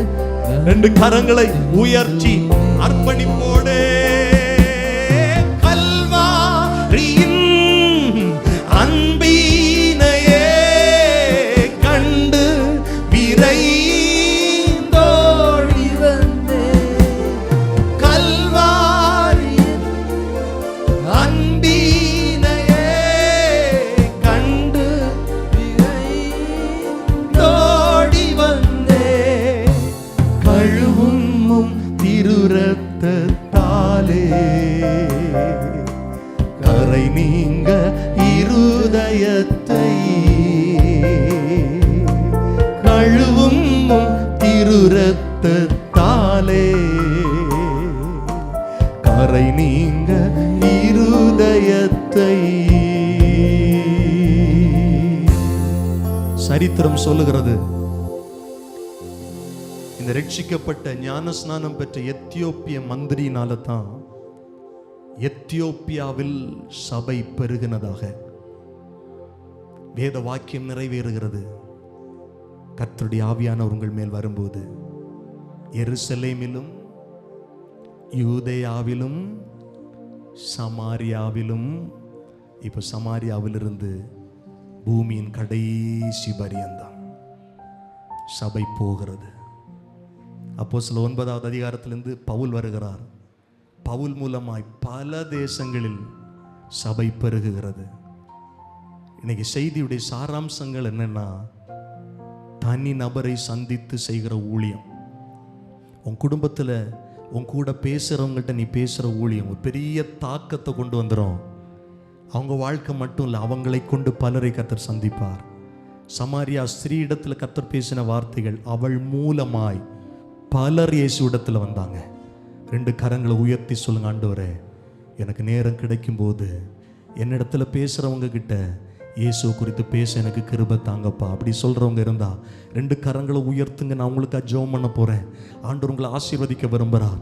அதே போல் ரட்சிக்கப்பட்டிருக்கிறேன், ஞான ஸ்நானம் பெற விரும்புகிறேன் அப்படின்னு சொல்கிறவங்க எல்லாருடைய கண்களும் மூடப்பட்டிருக்கட்டும். ரெண்டு கரங்களை உயர்த்துங்க. நான் உங்களுக்கு ஜெபம் பண்ண போகிறேன். பரலோக தெய்வமே, நல்ல வார்த்தைகளுக்காக நன்றி சொல்லுகிறோம் ஆண்டவரே. ஆண்டவரே, தனி நபரை சந்தித்து ஊழியம் செய்வது எவ்வளோ பெரிய ஒரு காரியம். ஆண்டவரே, பிலிப்பு செய்த அந்த ஊழியத்தின் மூலமாய் ஒரு பெரிய மாற்றம் வந்தது. அந்த எத்தியோப்பிய மந்திரி தடையில்லாமல் ஞானஸ்நானத்தை பெற்றுக்கொண்டு சந்தோஷமாய் தன் ஊர் வழியாய் திரும்பி போனது போல, ஆண்டவரே, இந்த சத்திய வார்த்தைகளை கவனிக்கிற ஒவ்வொருவரும் காலத்தை கடத்தாமல், நேரத்தை கடத்தாமல், கர்த்தருடைய ஐக்கியத்திற்குள்ள இன்னும் நெருங்கும்படியாக கர்த்தர் இட்ட கட்டளையை நிறைவேற்றுகிறவர்களாக, பரலோகத்தை சந்தோஷப்படுத்துகிறவர்களாக, ஞானஸ்நானம் பெற்று சாட்சியாய் வாழத்தக்கதாய் ஆண்டவர் இரக்கம் பாராட்டும். எங்களை தரை மட்டும் தாழ்த்துகிறோம். எல்லா மகிமையும் கனத்தையும் உமக்கு தருகிறோம். இயேசு கிறிஸ்துவின் விலையேற பெற்ற நாமத்தில் ஜெபிக்கிறோம் நல்ல பிதாவே. ஆமென், ஆமென். நம்முடைய கர்த்தராகிய இயேசு கிறிஸ்துவின் கிருபையும் பிதாவாகிய தேவனுடைய அன்பும் பரிசுத்த ஆவியானவருடைய ஐக்கியம், பாதுகாப்பு, சமாதானம் நம் ஒவ்வொருவரோடும் கூட கிறிஸ்துவின் வருகை பரியந்தம் நிறைவான ஆசீர்வாதம் தங்கியிருப்பதாக. ஆமென். எல்லாரும் சேர்ந்து சொல்லுவோம். என் ஆத்துமாவே கர்த்தரை ஸ்தோத்திரி, என் முழு உள்ளமையுடைய பரிசுத்த நாமத்தை ஸ்தோத்திரி. என் ஆத்துமாவே கர்த்தரை ஸ்தோத்திரி, கர்த்தர் செய்த சகல உபகாரங்களை ஒரு நாள் மறவாதே. ஆமென், ஆமென். அல்லேலூயா. சத்தமா சொல்லுங்க, அல்லேலூயா.